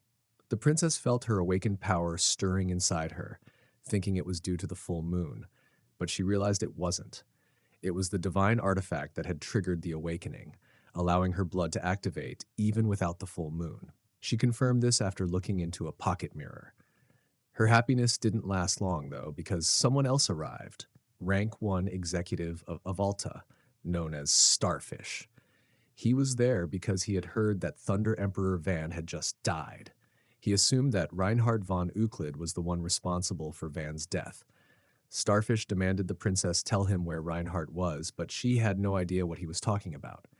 There were only 3 people who could kill the Thunder Emperor so mercilessly: the boss of their organization, the sword master of the Fourth Continent, and Reinhard von Euclid, the supreme ruler of the First Continent. Right now, the only one whose whereabouts were unknown to Starfish was Reinhardt. Starfish was certain of his assumption, but the princess tried to explain that he was just misunderstanding the situation. He, however, believed she was working with Reinhardt. He also noticed she was trying to protect the cave behind her, so he thought Reinhardt must be inside, hiding. Throwing the princess aside, Starfish aimed to throw a steel spear into the cave. The princess tried to intervene, determined to protect Kane, who was unconscious inside. Unfortunately, Starfish succeeded in throwing the spear, and it nearly struck her. She barely managed to dodge the attack, thanks to the divine artifact. Starfish, uninterested in the princess, still threw the spear into the cave. The force of the spear destroyed the entire cave, but there was no reaction from inside. The reason? Someone who could defeat the Lightning Emperor wouldn't die that easily. On the other hand, the princess was furious. She couldn't believe she hadn't been able to protect Kane, who had trusted his life to her. She was ready to kill this Starfish guy, or whatever his name was, but he wasn't making it easy. He began throwing multiple spears toward her, and dodging them took all of her effort. Just when the situation seemed to be escalating, they heard Kane's voice from under the rocks. Kane had just woken up, and he was in a terrible mood, frustrated by the long, bad dream he had just endured. He needed something to vent his anger on. Starfish recognized him immediately as Reinhardt's kid, and he was shocked. Kane should have been dead, according to the world. The Shrine Maiden had announced Kane's death at the hands of his grandfather, Reinhard von Euclid. But here Kane was, alive and standing in front of him. This meant Reinhard had lied to everyone to protect Kane. Starfish's desire for revenge grew stronger. He was now determined to present Kane's head to Reinhard as the ultimate act of revenge. The princess wanted to help Kane, but recalling the previous fight, she realized she would only be a burden. So she decided to wait for his return, telling him she'd be there when he came back. Starfish was confident he would win and threw another barrage of spears at Kane. However, Kane tried to defend himself by cutting through the spears with his sword. To his shock, the sword melted in an instant, and he was struck by a spear. Starfish's ability, Metallic Massacre, allowed him to destroy any metal and absorb it as his own power. He could even affect the metal in Kane's blood, making the situation even more dangerous. This power was extremely rare, and Starfish had gained it with the sole purpose of killing the tyrant Reinhard von Euclid. It was similar to the deep-sea treasures Kane had absorbed, but instead of disassembling materials, Starfish absorbed metal. In the heat of battle, Kane found it impossible to disassemble the spear while he was under attack. His only option was to strike first, but Starfish was quick to shut him down. His powers were versatile, functioning both as a defense and an offense, making it nearly impossible for Kane to land a blow. Despite the strength of Starfish's ability, Kane was determined to find a weakness. It took some time, but Kane noticed that Starfish was adjusting the strength of the protective layer around him by manipulating the metal. Even though it only took Starfish 0.1 seconds to make these adjustments, Kane realized this was his opening.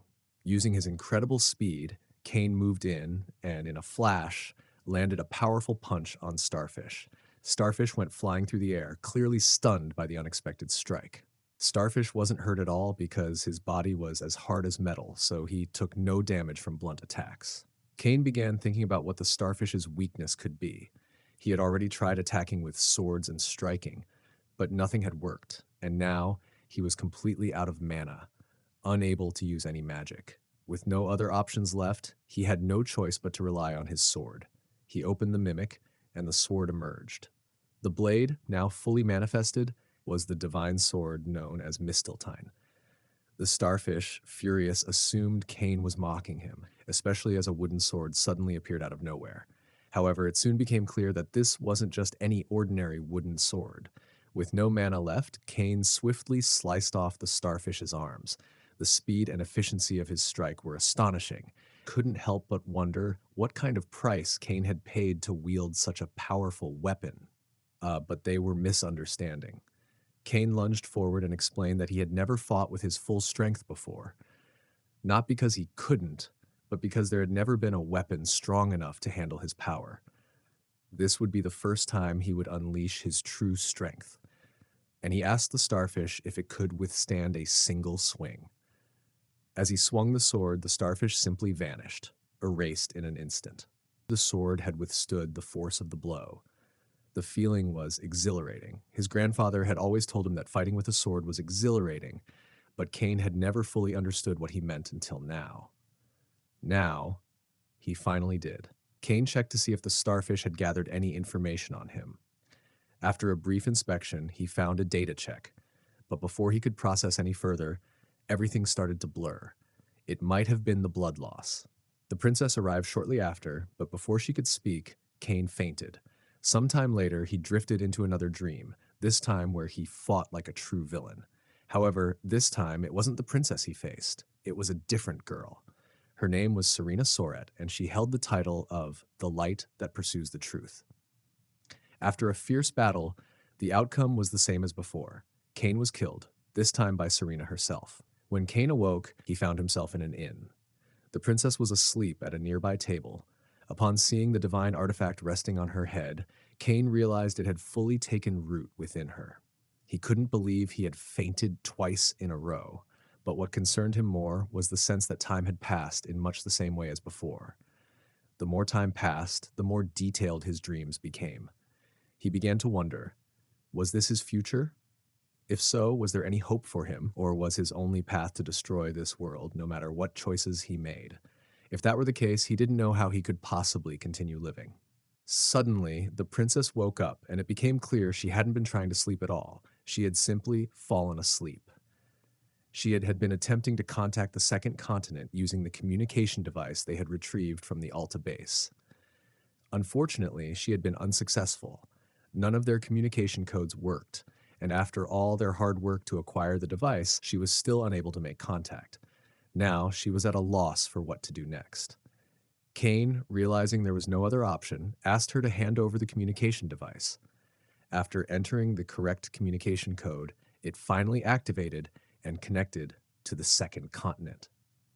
On the other end of the device was the princess's father, the king himself. Kane had used his grandfather's communication code from the first continent, which led the king to believe it was Reinhardt reaching out after such a long silence. He immediately began shouting in anger. The reason for his fury was clear. Reinhardt had stolen their divine artifact, and of course the king was livid. But there was more to it. Reinhardt had left behind an ominous letter explaining that he was borrowing the divine artifact for a while and would return it later. He also requested that they take good care of the communication device, as without it he would be unable to contact them. That was why the king still had the device in his possession. The king continued yelling without pausing for breath, but after a while, he realized the person on the other end wasn't Reinhardt. It was his daughter, and he couldn't understand why. However, this wasn't the main issue. The princess quickly asked if he was alone and, after confirming, explained the situation. Then a question arose in the king's mind. Why did his daughter have the communication device that was supposed to belong to Reinhardt? The princess didn't know how to answer, so Kane whispered in her ear, suggesting she make something up. As he whispered, she turned red. Being half fox, her ears were a sensitive spot for her. Embarrassed, she managed to come up with something, though she had no idea that Kane didn't understand beastly language. After hanging up, the princess learned that Kane was Reinhardt's grandson. Not long after, she began talking about how much they resembled each other, claiming that she had known from the start that there was something familiar about them. The princess asked why Kane hadn't let her explain everything to her father. After all, Reinhardt hadn't stolen the artifact with the intention of keeping it. He planned to return it. However, Kane pointed out that it was better if they didn't reveal this, since the Beast King was known for his short temper and eagerness to fight. Later, They decided to analyze the data chip they had retrieved from the starfish. As they sifted through the data, they found a video featuring Serena Soret, one of the three individuals Kane was strongly connected to. But why was she even in the video? It turned out that Alta had been investigating her activities. The data chip also contained information about Kane, declaring him dead, an error based on incorrect information from the Maiden. Just as they were about to shut off the device, they discovered that the invasion rate of the third continent was listed as 0%. This meant that the information they had received from the Barakal Alta base was wrong. Kane suspected that the starfish data was more up to date. Recently, the third continent had recovered all the crucial machinery that Alta had stolen and reclaimed factories just 3 hours after Alta had conquered them. The question now was, who had managed to push them back? It should have been nearly impossible unless they had foreseen the future and planned accordingly. Kane's next plan was to first eliminate any remaining executives or return to the central continent. After that, they would move to the other continent. According to the king, the boss that Starfish had mentioned would likely return to the central continent once he heard the news of their deaths. The boss of Alta was a mysterious figure. No one knew their age, name, or even gender. All they knew was that they were called the Absolute One and wielded a powerful weapon. Kane still didn't know if he could compete with this boss, but if he encountered him now, it was highly likely he would die. He also couldn't forget the note his grandfather had left him, warning that he would be killed by Alta. Kane returned the talisman the princess had given him last time, which was meant to enhance his senses, and lied, saying he hadn't used it. The princess began to think deeply, and she finally understood. She realized she had completely misunderstood his intentions and had assumed he was enjoying the violence, not knowing what was truly happening. Without giving it much thought, they decided to go back to sleep, knowing that it wouldn't take long before Alta's executives flooded into the central continent. As Kane had expected, after receiving the destruction report of the central headquarters, 4 mid-level executives were dispatched to investigate the damage. However, during the investigation, the executives were found dead. The person who discovered this believed it wasn't an incident, but rather an accident. He then sent a request for support from the higher executives. Just as the request was sent, Kane killed him too. By the way, for those who might not know, Kane was also the one who killed all the middle-class executives. Meanwhile, after seeing the request, Alta's boss, also known as the Absolute One, was excited at the prospect of meeting the person responsible for killing all the executives. A few days later, at the central port of Shuru, Kane and the princess learned that the remaining executives would be arriving soon, so they decided to stay on standby there. They also planned to survey the area, but the princess believed that if they came in disguise, they wouldn't be able to tell the executives apart. However, Kane could tell them apart, though he couldn't explain how to the princess. Suddenly, Kane felt a familiar aura, like the warmth of the sun. The source of this aura was the sword god and his disciple, Ryu Shorin. However, there was something else with them, an enormous black mist swirling in chaotic patterns like nothing Kane had ever seen before. Before he could react, the sword god sensed a death threat and teleported behind Kane, believing him to be an assassin who had come to greet them in the dead of night. But upon getting closer, he recognized Kane from a month ago. If you don't remember that scene, I won't remind you. Kane also recognized him as the figure who had been observing him. Kane figured that if the sword god had been to the 4th continent, he must have known about him. Right now, Kane had no idea what the sword god was planning. He considered explaining himself, but what if the sword god was somehow involved with Alta, which would explain his earlier observation? Despite the uncertainty, Kane decided to explain. He told the sword god that he hadn't come with bad intentions. He was searching for someone else, and the sword god had simply come into his line of sight. Then Ryu Shorin, the sword god's treasured disciple, arrived and declared that this couldn't be a coincidence, as they had been only 7 to 8 kilometers away from Kane. Ryu Shorin's presence reminded Kane of something his grandfather had told him. She was the fated woman he was meant to fall in love with, along with the princess, also known as the Shrine Maiden who watches over fate, and Serena Soret, the one who chases the truth. These were the three women. Ryushorin believed the best course of action was to eliminate Kane right away. In her eyes, he could easily be part of Alta, and they couldn't take that risk. However, before things could escalate any further, the man with the dark aura from earlier also arrived. It turned out he was another disciple of the Sword God. Kane couldn't detect any signs of body transformation magic, not even traces of the Jeffrel School's disguise techniques. It was as if the man wasn't disguised at all. This was his real form. But if this truly was his real self, then surely the Sword God would have noticed something. Somehow, the man was hiding that level of evil intent, and Kane had no idea how he was pulling it off. The Dark Aura disciple stopped Ryushorin, saying, "Shouldn't jump to conclusions so quickly." Kane knew he had to clear the misunderstanding before it got worse. So, he revealed his emblem from the first continent, identifying himself as the grandson of Reinhard von Euclid and Prince of the Euclid Kingdom. The group was stunned. Kane didn't stop there. He even displayed the mimic his grandfather had given him as further proof. After all this, the Sword God was finally convinced. He believed there was no way someone like the grandson of Reinhardt could be an assassin. The man with the dark aura apologized for their rudeness and said he would be honored to become Kane's acquaintance. But before he could even finish his sentence, Kane, without the slightest hesitation, beheaded him. Ryu Shurin, filled with rage after witnessing the beheading, charged at Kane, but she was no match for him. Kane tried to explain that the man he had just killed wasn't her senior. It was actually the boss of Alta, the one known as the Absolute One. Sword God stepped in, stopping Ryu and declaring that if Kane were to be executed, it would be by his hand, not hers. Even so, she wouldn't back down. Once things calmed down a bit, the Sword God demanded proof. He asked Kane to present evidence that his disciple had truly been the boss of Alta, since there were no suspicious traces on Seiyun's corpse. But Kane admitted he had no evidence, nor a way to explain himself clearly. Hearing this, the Sword God's anger flared. In his eyes, Kane had taken a life based on mere suspicion, and it seemed to him that Reinhard had raised his grandson poorly. Without any further warning, the Sword God launched an attack. Kane knew that if he didn't counter it, he would die on the spot.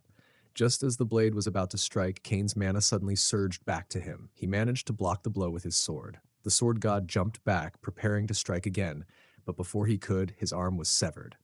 Everyone froze. The question on everyone's mind: who cut off the Sword God's arm? It was Seiyun. Despite his head being gone, he was still standing, sword in hand. He looked straight at the Sword God and declared that Kane's head belonged to him. The scene shifted to a flashback. Kane and his grandfather deep in discussion. For the first time, his grandfather told him about a powerful crime syndicate ruling over the central continent, known as Alta. As for Alta's mysterious boss, the Absolute One, no one had any real information, neither about his abilities nor his true intentions. Even Kane's grandfather admitted he knew nothing about him. He wasn't supposed to be a part of Kane's future at all, but Kane's actions had clearly altered the course of destiny, causing this chaos to erupt. That's why his grandfather warned him to stay cautious. The Absolute One might have powers Kane couldn't begin to understand. Back in the present, Kane felt thankful for the warning, though he never expected immortality to be one of those powers. Ryu Shorin initially assumed Seiyun was under some spell, but the Sword God quickly corrected her, stating that the man wasn't even Seiyun to begin with. Then Seiyun spoke. He insisted he was Seiyun, the loyal disciple of the Sword God. He even recalled personal memories from the past and finally revealed his true form. The body the Sword God had known was nothing more than a crafted disguise, one he had prepared long ago for the moment he would kill his master. Without saying a word, the Sword God launched into battle, using everything he had. His instincts were sharp, his strikes full of precision, but none of it was enough. To everyone's shock, the Sword God was completely outmatched. Saiyan fought like someone on an entirely different level.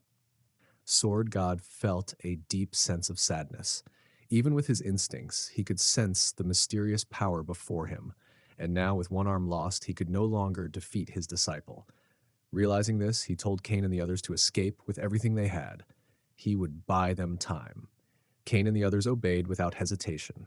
As they fled, Saiyan got momentarily distracted watching them, and Sword God seized the opportunity. He nearly struck Saiyan, but Saiyan managed to fall back in time. Still, after a brief exchange, Sword God was able to drive his blade through Saiyan's heart. Yet even that wasn't enough to kill him, not even a strike to the heart. He was truly immortal. Saiyan suddenly ascended into the air, declaring that he knew swordsmanship alone couldn't defeat the Sword God. But he had other tricks up his sleeve. While flying, he summoned a power reminiscent of Madara Uchiha's meteor. An enormous rock appeared in the sky and began plummeting toward the earth. Meanwhile, as Kane ran, he caught sight of the meteor. Something about it struck him as familiar. Back at the battlefield, the Sword God began reflecting on his life. 70 years ago, he too had been someone's disciple. Under his master's brutal training, he had nearly died countless times. But he learned one critical lesson: never let your guard down. From that day on, he vowed that if he ever took disciples of his own, he would take full responsibility for them, until the very end. Now he realized that losing his right arm was the cost of that carelessness. Trusting Saiyan had been his failure as a master, and now it was his duty to take responsibility by ending his disciple's life. With that resolve, the Sword God unleashed his ultimate weapon. This would be his final gift to Saiyan. When he swung, his sword cut through everything, the meteor and Saiyan himself. Watching from a distance, Ryu Shorin thought the Sword God had finally won, but Kane told her they were still leaving. That man wasn't dead yet, and the Sword God knew it too. Saiyan's presence suddenly vanished, which meant he might be hiding nearby. In the next moment, he appeared behind the Sword God and launched an attack, this time using fire. The Sword God attempted to counter, but something felt off. He couldn't sense the usual sensation of cutting through mana. His blade failed to pierce the flames, and in the end, he was struck by the fire. The damage was severe. The Sword God now stood on the thin line between life and death, though he was still breathing. Saiyan decided to end it quickly, aiming to finish him off. But before he could deliver the final blow, a sword pierced his torso. Who struck him? It was Ryu Shorin, alongside the princess. The two had been hiding their presence using a formation that Saiyan hadn't noticed. However, under pressure, their formation talisman was burned. In truth, they had never actually run away. It had been Kane's idea all along. He believed that if there was even the slightest chance to save the Sword God and defeat the Absolute One, this was it. While Saiyan spoke to the princess and Ryu Shorin, distracted by their sudden appearance, he failed to notice what Kane was doing behind him. Kane was using the elixir of life on the Sword God. Then Saiyan asked Kane if he had known from the beginning that Saiyan was after him, and why. Kane did know. The moment Saiyan summoned that meteor earlier, it triggered something buried deep in Kane's mind, a dream he had long forgotten. In countless dreams Kane had experienced, he had taken on many identities. In one, he was called the Mad Destroyer.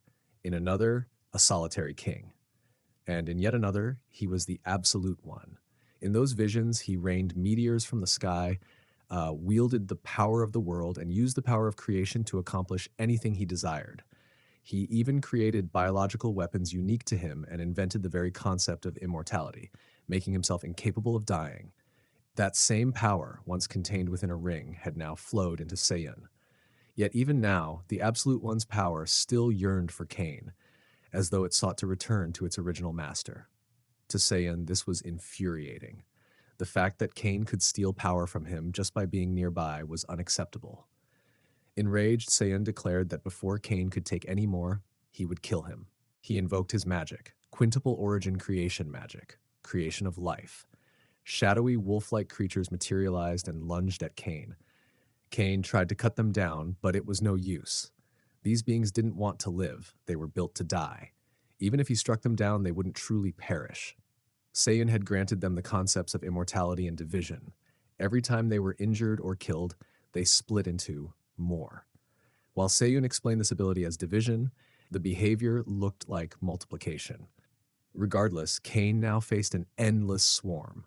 Returning to the battle, Kane realized that trying to kill the wolves would only cause them to multiply.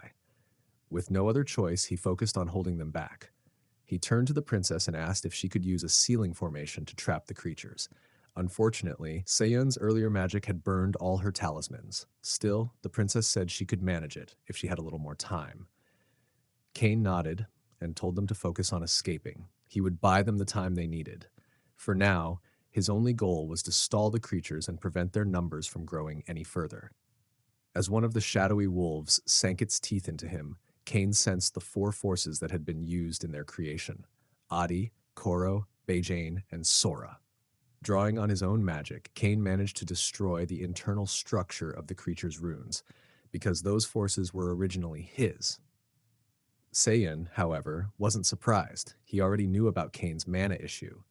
Though Kane had managed to destroy one of the wolves, Seiyan was aware that Kane's destruction magic could only be used a few more times.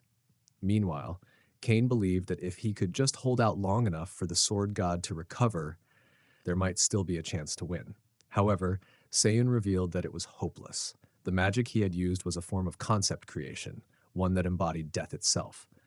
In that state, the sword god would be trapped in a constant cycle of regeneration and decay, and once his life force was drained, he would truly die.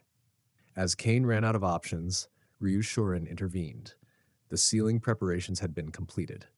After a brief struggle, they finally succeeded in sealing away the creatures. With that threat contained, Kane rushed toward the sword god, aiming to extract the deadly magic that Seiyan had implanted in him. Seiyan, unwilling to allow this, moved to stop him. Ryu Shuren attempted to hold Seiyan back, but was pushed aside. Seiyan then managed to stab Kane with a sword. Instead, he began absorbing Seiyan's power.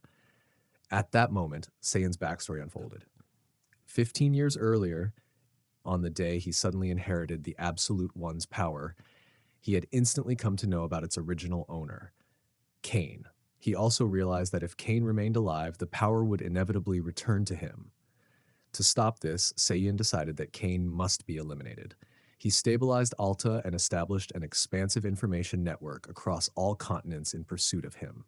He dedicated over a decade to this mission. Yet, despite everything, he had been born incapable of defeating Kane. Coming back to the present, Seiyan decided to escape before all the powers returned to Kane. He used quadruple origin creation magic, subspace travel, to quickly flee the area. But suddenly, he found himself sliced clean in half. It was the sword god who struck him down. Back in the day, the sword god had come to understand that within the boundary between life and death, no real boundary existed. And if there were no true limits, then naturally his sword could cut through anything. That realization allowed him to cut through Seiyan even now, despite Seiyan having shifted into another space. In a panic, Seiyan tried to flee again, knowing that if he stayed, he would surely die. What he failed to realize was that it was already too late. Kane had become the true Absolute One. Kane left everyone in shock. Without hesitation, he declared that Seiyan must receive punishment fitting for his crimes. He invoked creation of heaven and earth, burning hell to incinerate Seiyan, crafting an entire world solely for his execution. Yet, instead of despairing, Seiyan burst into laughter. He believed Kane had made a mistake reclaiming the Absolute One's powers, thinking that power would bind him to the absolute concept of destiny, a curse in disguise. Then, after all this, Seiyan took his own life. The only thing that remained was the Absolute One's power. The power spoke to Kane, claiming they were not separate beings. They were one. It believed Kane had already accepted it earlier in order to kill Seiyan. But recalling his grandfather's advice, he must control his power himself, Kane rejected the power entirely. He clarified that he had only borrowed a fragment of it to defeat Seiyan. After saying this, Kane left and returned to his world. There, he informed everyone that things were finally okay. No sooner had he said that than he collapsed and lost consciousness. From the heavens above, Kane's grandfather watched the events unfold, relieved and happy that Kane had not been consumed by the power. Just then, an angel named Nephilim snuck up behind him and began teasing him for finally smiling. As she sat beside him, the old man rose to leave. Before departing, he told her that when Kane eventually arrives in heaven, he entrusts him to her care. Nephilim accepted the responsibility, promising to fulfill her role as Kane's guide faithfully. In the next scene, Kane regains consciousness and realizes that he had fainted during that moment. As Kane woke up, the mimic on the desk beside him suddenly began to shake. He then noticed a letter next to it, a message from his grandfather. The letter stated that if Cain was reading it, he had successfully dealt with the Absolute One. His grandfather mentioned he had something important to share, but instead of writing it directly, he instructed Cain to have the mimic retrieve an item labeled TK331, within which he had left the words he wanted to pass on. Before Cain could retrieve the item, Ryu Shorin suddenly burst into the room, asking if he was okay. After all, he'd been asleep for nearly 3 days straight. The sword god entered right after, along with the princess. All of them had come because they were worried about him. Without hesitation, the sword god spoke up, saying he wanted to ask something directly without beating around the bush. He said he had seen Cain transform into something resembling the Absolute One. Not just in form, but even the power he used felt identical. The sword god wanted to know what Cain's true connection was to the Absolute One. Cain didn't want to reveal the full truth, so he told them it was merely a side effect of absorbing the Absolute One's mana. His answer shocked everyone. After all, the idea that someone could absorb the Absolute One's mana was unthinkable. Cain explained that this ability was a fundamental part of his power, but he couldn't go into detail. The only thing he could assure them was that the Absolute One was gone and his power had vanished.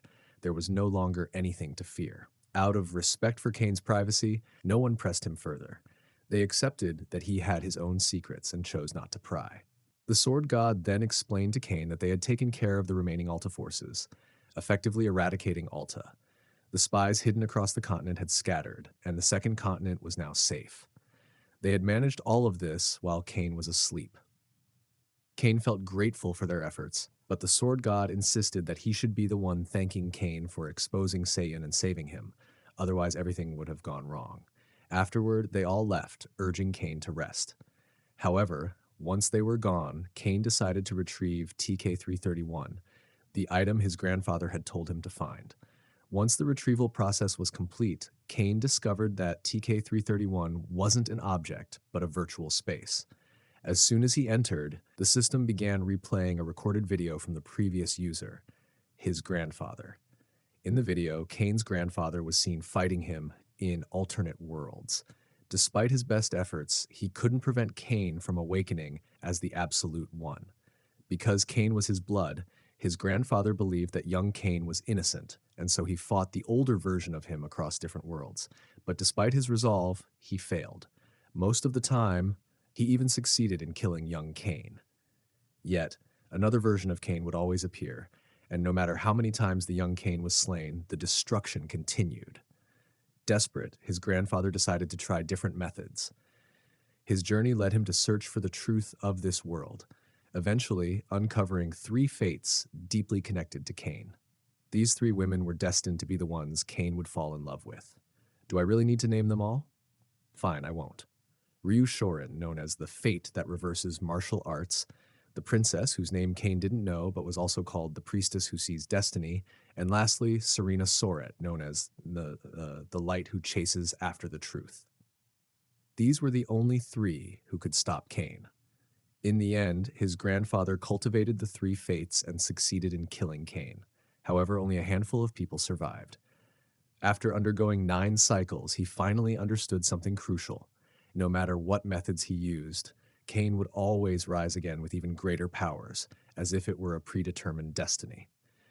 Whether he struggled desperately or merely observed, the world always ended the same way, at the same time, on the same day.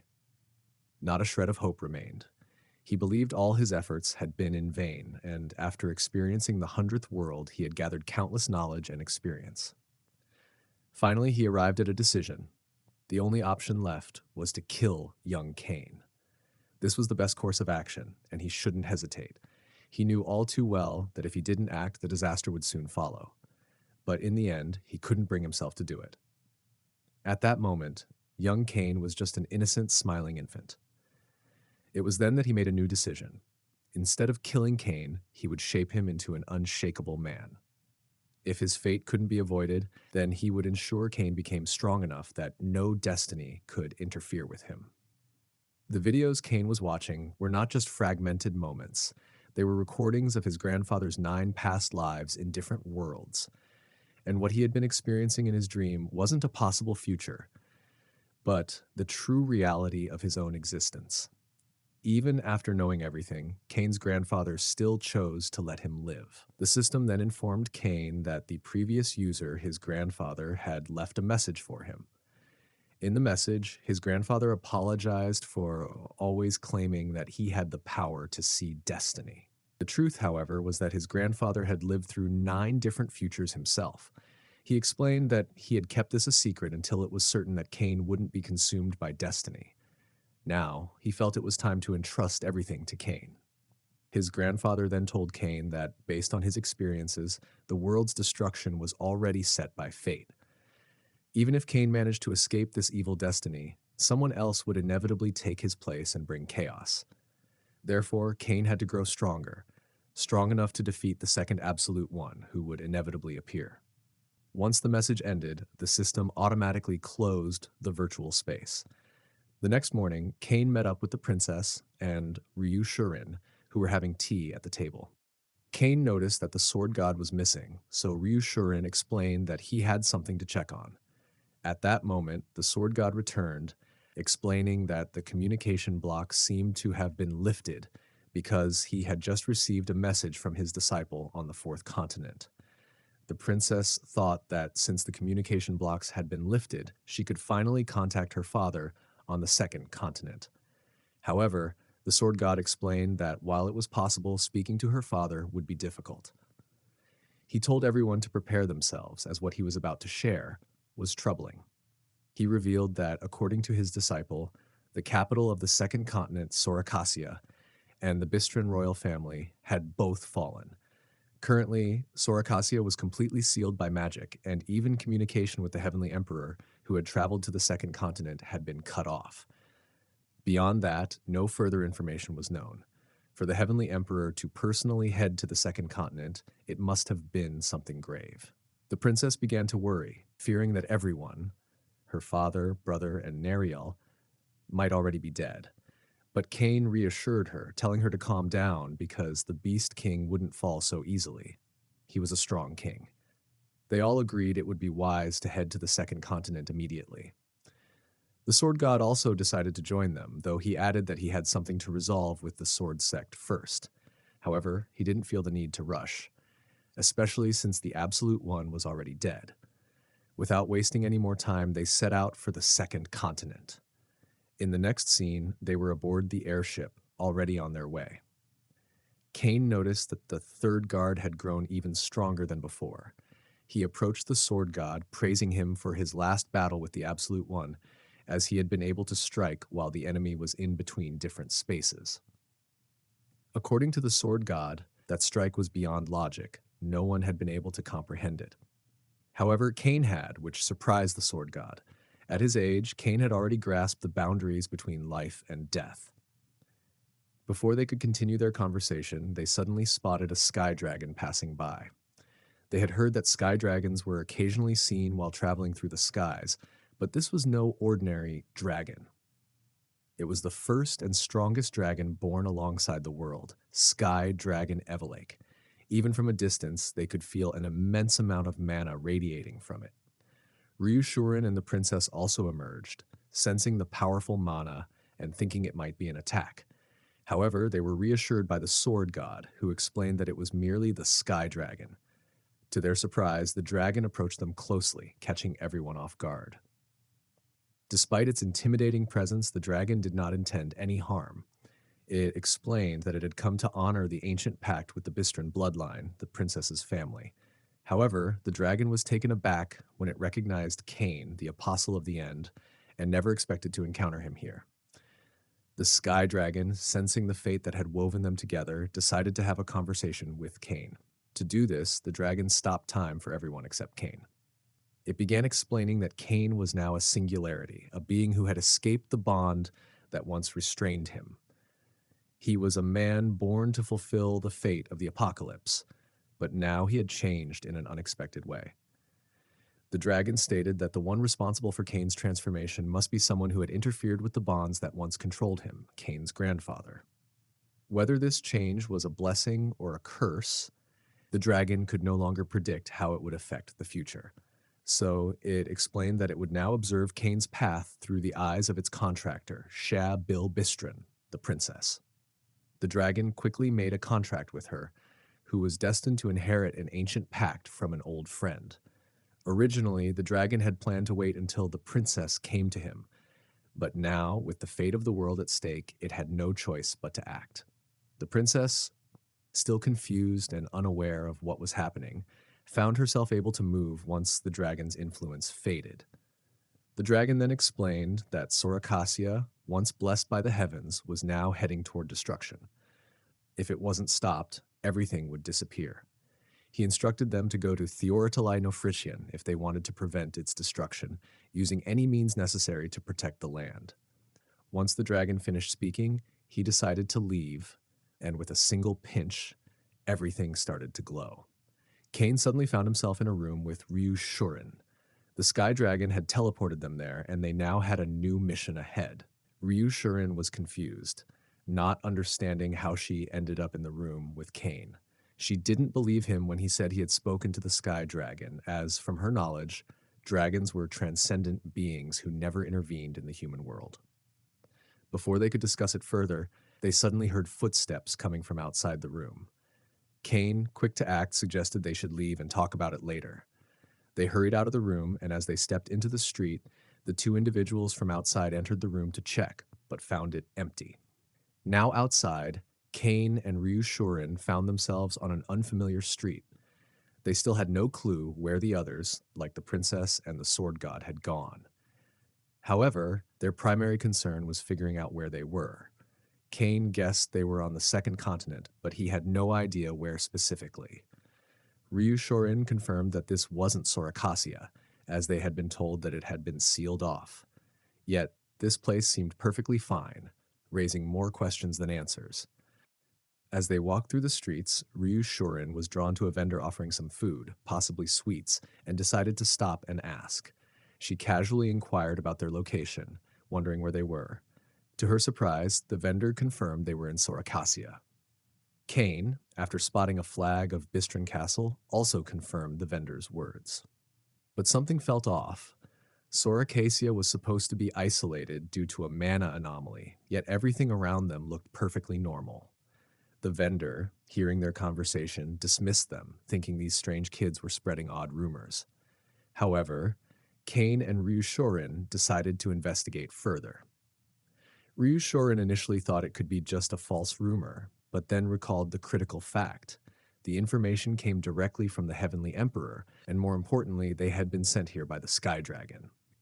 This made something seem clearly wrong. Ryu Shurin also considered the possibility that a barrier had been set up, one that could affect the minds of those inside and make them unaware of the abnormal situation. She theorized that if 500 to 1,600 trained mid-level onmyoji collaborated, they could cast such a technique. While onmyoji were rare, this scenario, though unlikely, was still theoretically possible. But even she had to admit that the chances of such a large group of onmyoji working together were slim. Something definitely felt off, and they needed to dig deeper into the mystery. They decide to head outside the capital for further investigation. As they approach a guarded gate, they are abruptly stopped by the guards, who declare the area off limits. Kane explains they are looking for a way out of the capital. A guard finds this ridiculous, stating dismissively that there's nothing out there. The guard emphatically clarifies their statement, declaring, "The world is Sorakasia, and Sorakasia is the world itself." Actually, they are in the spell, and Sorakasia is actually sealed by the magic which made them believe that Sorakasia is the world, and outside of it was nothing. Having been turned away from the city gate, Kane and Ryu Shurin still decided to investigate the outside of the Sorakasia.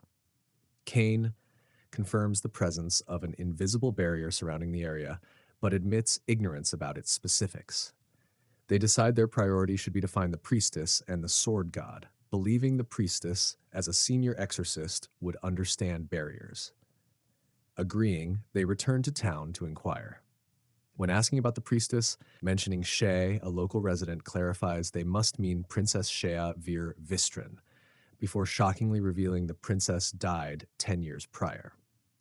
They both react with disbelief. prompting the resident to suggest they might have encountered a recently arrested fake princess about whom they eagerly request more information. The town resident elaborates that the fake princess broke into the castle and was subsequently arrested and imprisoned by the Beast King. Hearing this, Cain internally concludes that the Beastman's memories, including the king's, have been manipulated, and this fake princess must be the priestess they are looking for.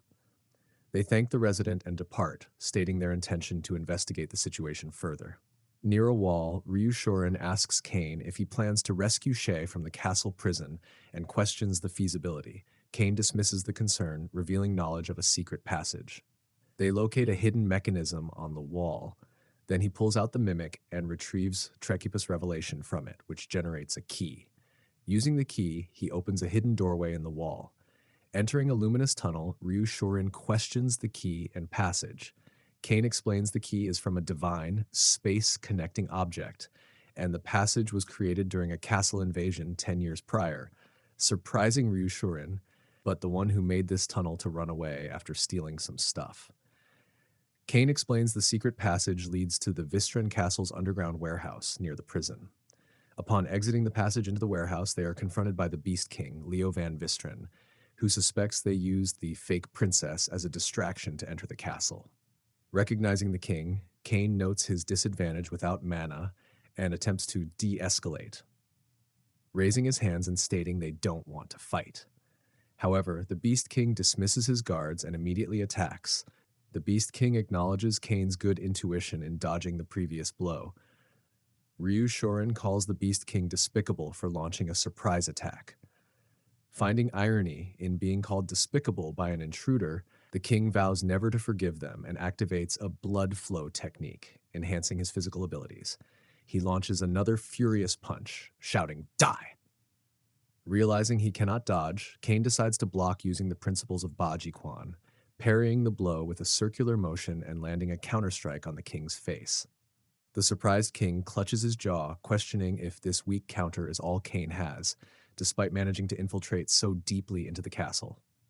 The Beast King declares their intent to fight at full power, pressing their attack.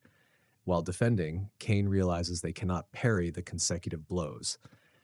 But it didn't take that long for his hand bones to get broken by the Beast King punch. The attacker declares this is the end, but suddenly Ryu Shorin yells, "Get down!" launching a strike with her sword. The Beast King recognizes the weapon. Cain tells Ryu Shorin that it's impossible to face the Beast King alone, but Ryu Shorin replies, "It's okay, I got this." Ryu Shorin immediately engages the Beast King in a sword fight. As they clash, Cain expresses shock, internally noting that Ryu Shorin shouldn't be able to fight the Beast King evenly, yet her swordsmanship seems vastly improved. Cain then realizes Ryu Shorin is using blood flow, a technique thought exclusive to Beastmen. When asked if she were hiding her powers, the Ryu Shorin denies it, explaining she suddenly felt lighter and instinctively knew how to move, appearing confused herself. Cain silently wonders about the cause of this sudden awakening. The Beast King suddenly stops and remarks that Ryu Shorin's sword looks familiar and asks about their teacher. Upon hearing the name Sword God Gitaime, the Beast King vaguely recognizes it. The Beast King's apparent lack of knowledge about famous figures and the Vistran royal family. The Beast King asks for clarification, and specifically that the sword resembles the legendary lost Vistran royal sword, angrily demanding how an outsider acquired it while emitting intense pressure. As the Ryu Shorin and Cain feel this pressure, a new figure arrives rapidly in a blue aura, expressing surprise that the others were already there. And it was our old man, the Sword God, immediately sensing a powerful pressure emanating from the Sword God, the Beast King, and asks about his intentions and identity. The Sword God acknowledges the situation, and Cain states the priority is rescuing the princess, so the Sword God tells the other two to proceed while he hold off the Beast King. Despite the Beast King's boast that they won't let them pass, the Sword God insists, allowing the pair to escape through guards, aided by a powerful shockwave from the Sword God's ensuing battle. An hour later, Ryu Shorin and Cain was able to rescue the princess in a cave. And this cave, nobody knows about this cave except for Neriel. And then Cain explains to the now arrived Sword God that the Sky Dragon guided them, Sky Dragon's voice that even the Sword God cannot hear. The discussion shifts to the surrounding barrier, which the priestess reveals was created by a single person, describing its complex structure centered around a heart where she witnessed a human figure. What's meant by the heart of the barrier? She explains that the entire formation follows yin, yang, and five elements, and the center of all that is known as the heart of the barrier. She noticed that right away, since there's mana annihilation. The sword god expresses concern about a single exorcist maintaining such a barrier. When Ryu Shorin asked if exorcists are a strong, he replies that they are just a pain to fight because they usually use every trick in the book to run away every time, and what's worse is they will have to be inside the barrier to find them. Anti-charging from the scale of the barrier, they should have about 4,000 different places they can make the heart, and if they are strong, the numbers can be increased about 10,000 different places for them. As they ponder this, out of nowhere, Neriel suddenly appears, recognizing the priestess as the princess after 10 years. Neriel reaffirms her belief in the princess despite past hardships and the king's disbelief. As she arrives, she also starts bringing up some memories from Princess' childhood that she doesn't want anyone to hear about. Neriel states that the best king just went a little mad from the sorrow of the princess, and he even held a grudge against Neriel. Ever since the day he lost Princess 10 years ago, nobody knew why Neriel was trusting and recognized the princess, but their strong bond is noted as likely enabling Neriel to resist a spell. Seeing their friends Ryu Shorin also wanted a friend like that, but she forgot that she has Sword God. Kane also reassures her that she will also find those kinds of friends herself. Suddenly, Neriel coughs blood and collapses. The princess tries to use her healing magic, however the sword god warns against healing her due to corrupted internal mana. Kane suddenly noticed something pulls back the princess who was near Neriel. Neriel, who was now covered in black aura, wielding a sword that Kane recognized. It was the same sword he used in his third life, where he was all in creation. Neriel tried to attack them. Kane knocked her out and tied her up. After capturing her, Kane explains that Neriel resisted the barrier's spells, causing the barrier, described as the Shadow World's immune system, to kill Neriel, though it later brought her back to life. When asked if he knows more about this Shadow World barrier, Kane confirms, stating they recalled it upon seeing Neriel engulfed by shadows. They elaborate that the barrier absorbs all living creatures within it, transforming them into shadow puppets. Prestius asks if this means Neriel and her family aren't truly themselves, which Kane confirms. Prestius expresses relief, believing their family is safe and can be restored once the barrier is down. However, Kane corrects this assumption, clarifying that being absorbed is akin to being digested, implying a more permanent and destructive transformation. Kane delivers grim news, explaining that Sorakasia, including the Beast King and the other Prestius' family, has already been wiped out. They state that everyone who lived there was absorbed and used to create the current world within the barrier. Hearing this, the Prestius reacts in horrified disbelief before fainting. Later, with Shea resting, Ryu Shorin asks Kane about his plan. Kane declares his intention to kill the caster and dispel the barrier before daybreak, leading the companion to question if they know the caster's location. Kane explains the complex ritual components of the Shadow World and deduces that its heart should be located in the Beast King's room on the palace's top floor. Meanwhile, elsewhere, a silhouetted figure sits on a throne, observing a small, luminous projection of Kane. He addresses the projection, stating Kane has long hidden from him, but now, thanks to a final message from the Absolute One, before dying, he knows how to seal Kane away forever in the Shadow World nightmare.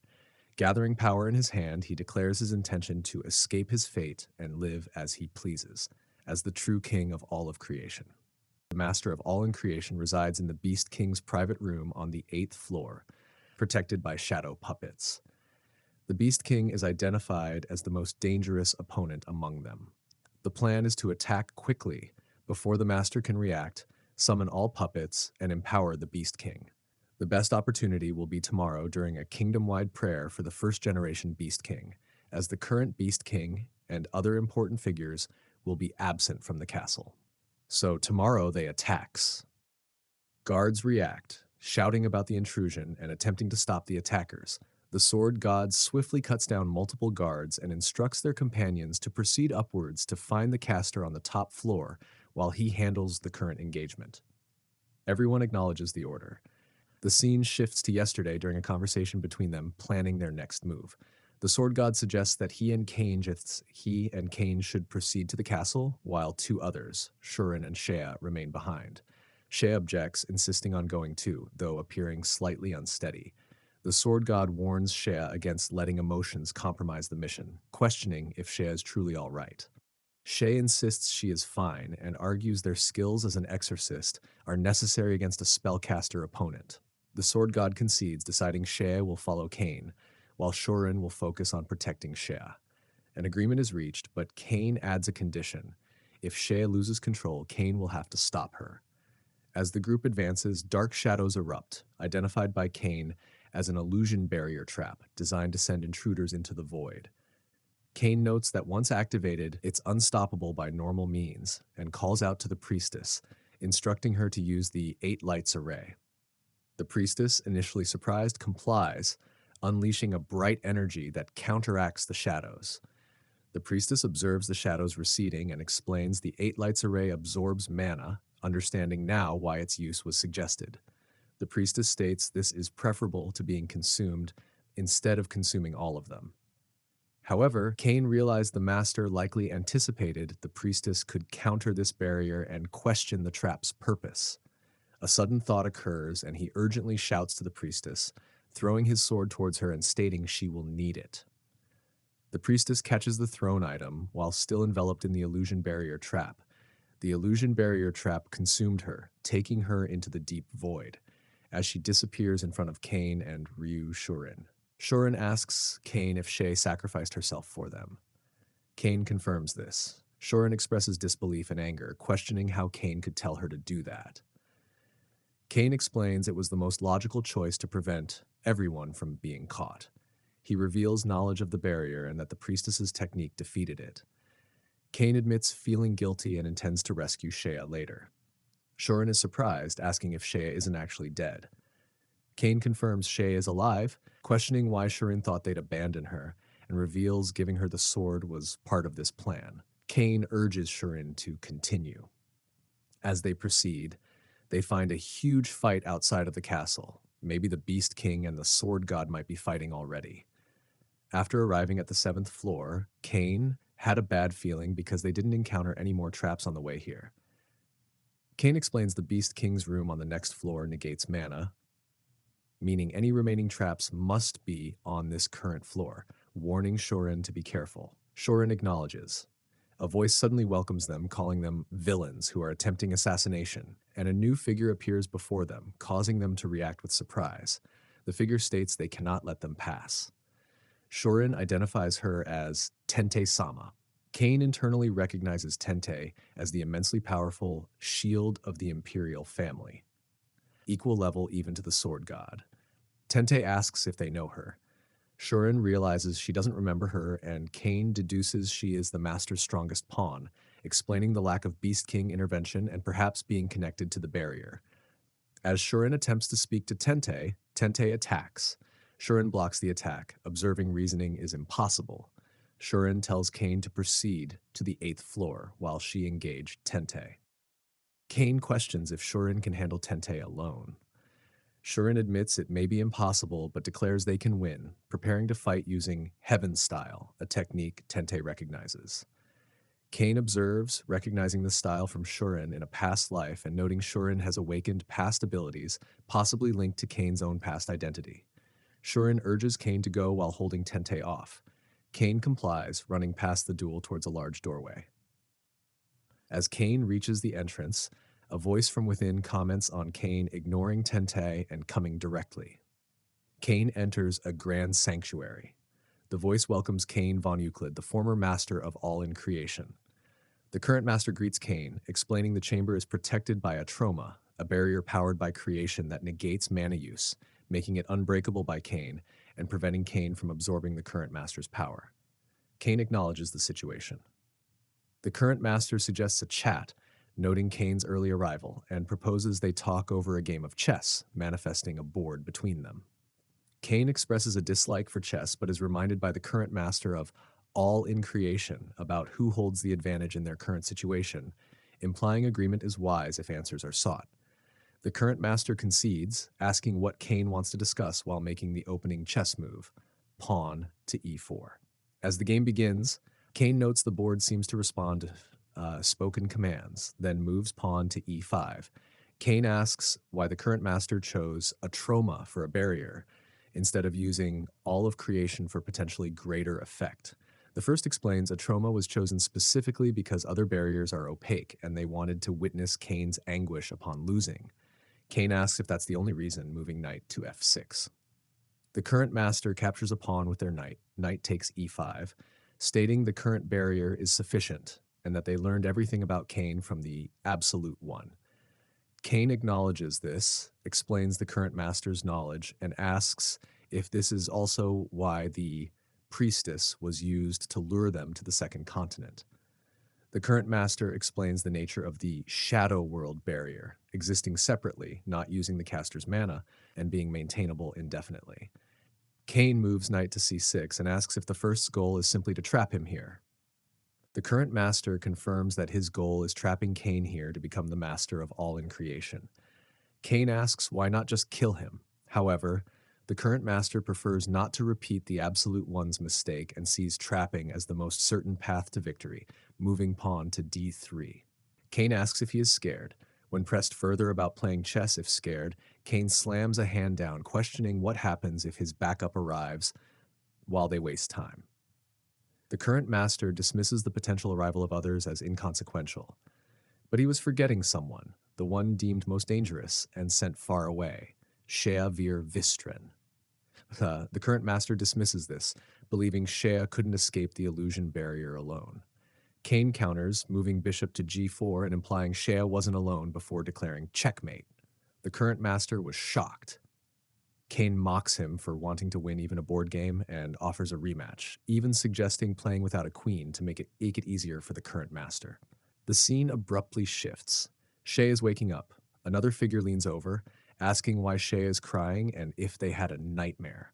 Shea sits up, seeing figures resembling family, mommy, daddy, brother, Neriel, and realizes they are seemingly alive. Shea hugs her mommy, believing the past tragedies were just a dream. However, memories of destruction and death flash through Shea's mind. Shea's father suggests tea, but Shea notices a familiar sword, Misteltein, on the ground. A flashback shows Cain giving Shea the sword. Shea realizes the sword's presence means the perceived reality right now is the illusion. Despite wanting to stay, Shea resolves to return to reality, grips the sword, bids the illusions goodbye, and the illusion world shatters. The scene returns to the chess game. The current master declares checkmate, stating Cain's arrogance in sacrificing the queen led to their downfall. Cain congratulates him, but claims they would have won even with the queen, asserting that as long as the queen remains a factor, Cain would win. The current master dismisses this as an excuse. Cain counters that while the chess queen is gone, reality differs, and his queen will return. Suddenly, the surrounding space cracks with green energy, and Shea appears declaring, "I'm back." The current master is stunned, asking how Shea escaped. Shea stands beside Cain, identifies herself as the princess and heir of the second continent, addresses the current master as the presumed master of all in creation, and states her intent to kill him. The current master reacts with disbelief as Shea breaks the Atroma barrier. The current master laughs bitterly, acknowledging defeat like the absolute one before them. Cain asks the first why he chose to fight them. The current master repeats the earlier reason, seeing the Absolute One's memories convinced them of victory. But Cain rejects this. Cain calls him a coward, suggesting the choice of Atroma and the preference for trapping over fighting stemmed from a lack of other powers, despite awakening as master of all in creation. Pressed for the truth, the current master hesitantly reveals learning from the Absolute One's memories that unless they kill Cain quickly to prove their worth, that man will erase his existence. The current master learned of that man not from memories, but from the all-in-creation power itself, which grants glimpses of the future. Thus, fighting Cain von Euclid, Apostle of the End, became a matter of survival for him. The current master tells Cain that That man is Cain's archenemy, whom Cain is fated never to defeat. Cain steps forward, rejecting this fate. As Shay expresses concern, Cain clutches their head as the current master disappears into thin air. I mean, the current master dies. Suddenly, asserting his supreme authority, Cain declares that none shall stand above him, as it is his right to rule all worlds, unleashing a potent surge of energy while stating he is all in creation outside after witnessing the power flowing. Nearby, the sword god wonders what Cain is attempting to do before observing that Cain appears to have defeated the attacker. Um, the Beast King in front of the sword god groans and questions the sword god's presence. When the sword god asks if his memories have returned, the Beast King responds with confusion. Looking at his hands in horror, the Beast King laments attacking his own daughter. Just as the sword god notes his hands are reverting to shadows, explaining that the shadow dolls vanish along with the shadow world. Tente then appears, confirming she too was caught in the shadow world and attributing her wounds to the sword god's disciple, Shurin, praising her skill while noting its similarity to the Beast King's style. Shocked that Shurin was responsible, the sword god listens as Tente informs him that, as a shadow puppet, the Beast King doesn't have much time left. Tente suggests allowing the Beast King this final chance for goodbyes, and the sword god agrees. Informing him that Shay is on the 8th floor, Tente urges the sword god to hurry. The sword god takes the Beast King to the 8th floor. As they arrived, Cain observes and Shea calls out, asking what is happening. The Beast King finds Shea calling her name, and she cries out, "Father!" He gently confirms his identity and that he recognizes her as his daughter. Reaching out, he manages to tell Shea he loves her before completely dissipating into shadow. As Shea weeps for her father, Cain tells her not to cry, declaring that as the master of all creation, he refuses to accept such a tragic ending. He resolves to correct this false reality with his own truth, activating Light World Reversal to restore Sorakasia to its state before the tragedy began. The overwhelming darkness gives way to bright light, and Shea remarks on the sudden change. Cain explains that he returned everything to how it was before the Shadow World, assuring her that her loved ones are back, and she shouldn't be sad. Visibly moved, Shay thanks him tearfully, reflecting internally that despite his aloofness, she knew he was a good person. Cain remarks that she looks better before stating he has something to attend to and will be taking a short trip. With this, he pass out, then in a darkened room, a mysterious woman greets Cain, noting he kept her waiting. Cain expresses surprise at her presence, and she explains that unexpected events transpired due to his grandfather's return. Inviting him to sit, she states she wants to discuss with him about accepting her, acknowledging that he already knows her presence is like poison to him. She clarifies that if he were to accept all in creation, her personality would absorb his. But her proposal isn't about her own revival. Instead, she offers him all her power and knowledge, devoid of her personality, in exchange for him teaching her about the unknown world his grandfather returned to. Although Cain finds the terms favorable, he rejects her power, surprising the woman. He explains that accepting all in creation would hinder his mana absorption and negate the elixirs he's taken. Furthermore, knowing the ultimate truth associated with that power would likely endanger his life, citing past precedent. The woman counters by reminding him she offered knowledge, specifically of a future where he avoids being killed by that man, something even the Absolute One was unaware of, asking if he still thinks he doesn't need her. Convinced, Cain agrees to the deal, but reaffirms his refusal of the power itself. The woman accepts this and tells him the most crucial first step to avoid his foreseen death is to ally himself with the Witch of the Third Continent. Later, Cain returns to the palace, waking up in a room. Later, we see Cain and Shay expressing concern and offering to postpone the meeting with the Beast King. Cain assures her he is fine, briefly remembering he met the master of all creation, then woke up in a room in the palace. He then asks about her well-being regarding the illusion barrier.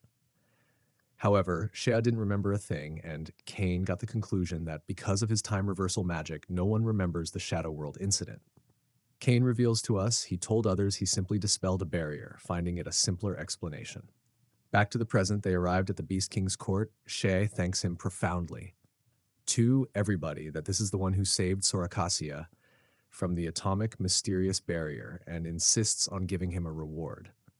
Cain initially refuses, stating he didn't act for recompense, but Shay and the Beast King insists, noting her family dislikes being indebted.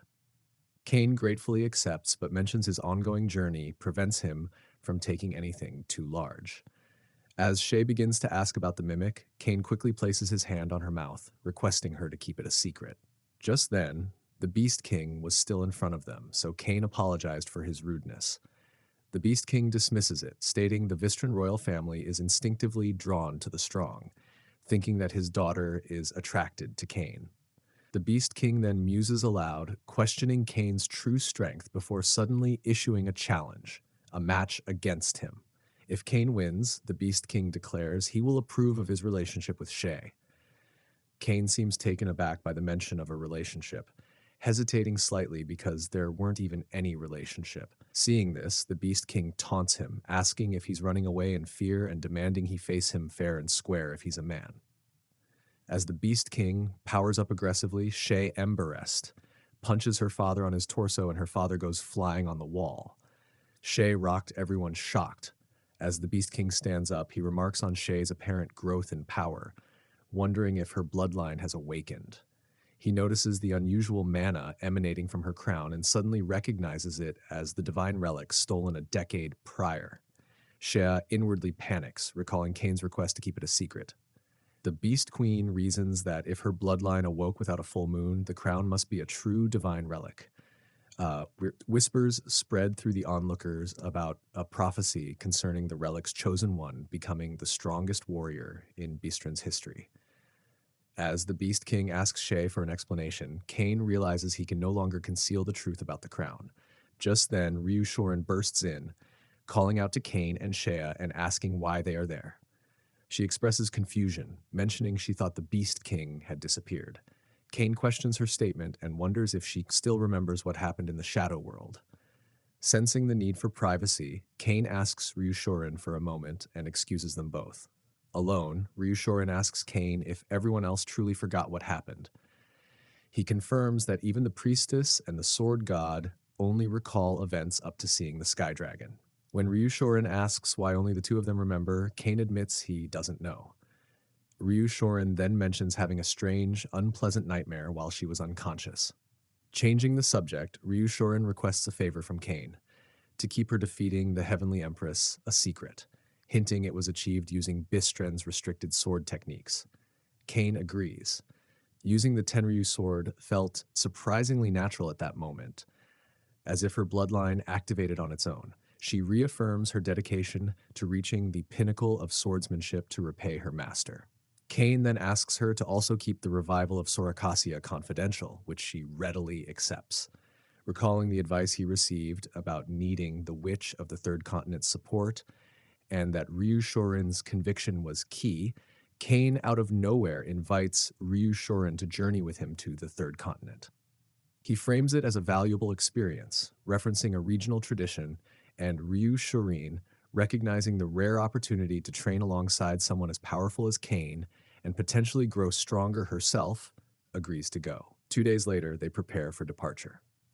Shay expresses regret they couldn't host them longer, while the sword god mentions needing to resolve the sword gate issue first. After exchanging farewells and promising a grand welcome upon their return, Nariel tells Shay it's unfortunate she cannot join them. Shay explains her need to remain and handle matters concerning the newly revealed sacred relic. With a final promise to meet again, Cain and Ryushorin depart, but as they started heading, Cain suddenly clutches his chest in pain as a strange energy swirls around him. Though far away, Sha seems to sense something amiss, calling his name. Sha registers a peach scent before Cain loses consciousness. Cain later awakens aboard a ship, hearing waves. Ryushorin informs him he was unconscious for 4 hours and that she immediately arranged their departure due to the urgency he had expressed, overriding attempts by others to stop them. Relieved, Cain thanks her, glad he will arrive on time. When Ryushorin asks how he feels, Cain states he feels better than usual. Ryushorin finds this odd, expecting him to feel worse now that his usual mana suppression is gone. This prompts Cain to check, and he discovers a faint trace of mana returning, something Ryushorin points out, noting his usual suppression is unnaturally complete. Surprised by the return of even a tiny amount of mana, Kane realizes Ryushuren hadn't noticed its complete absence before. He inwardly speculates if this is related to digesting elixirs and resolves to investigate later.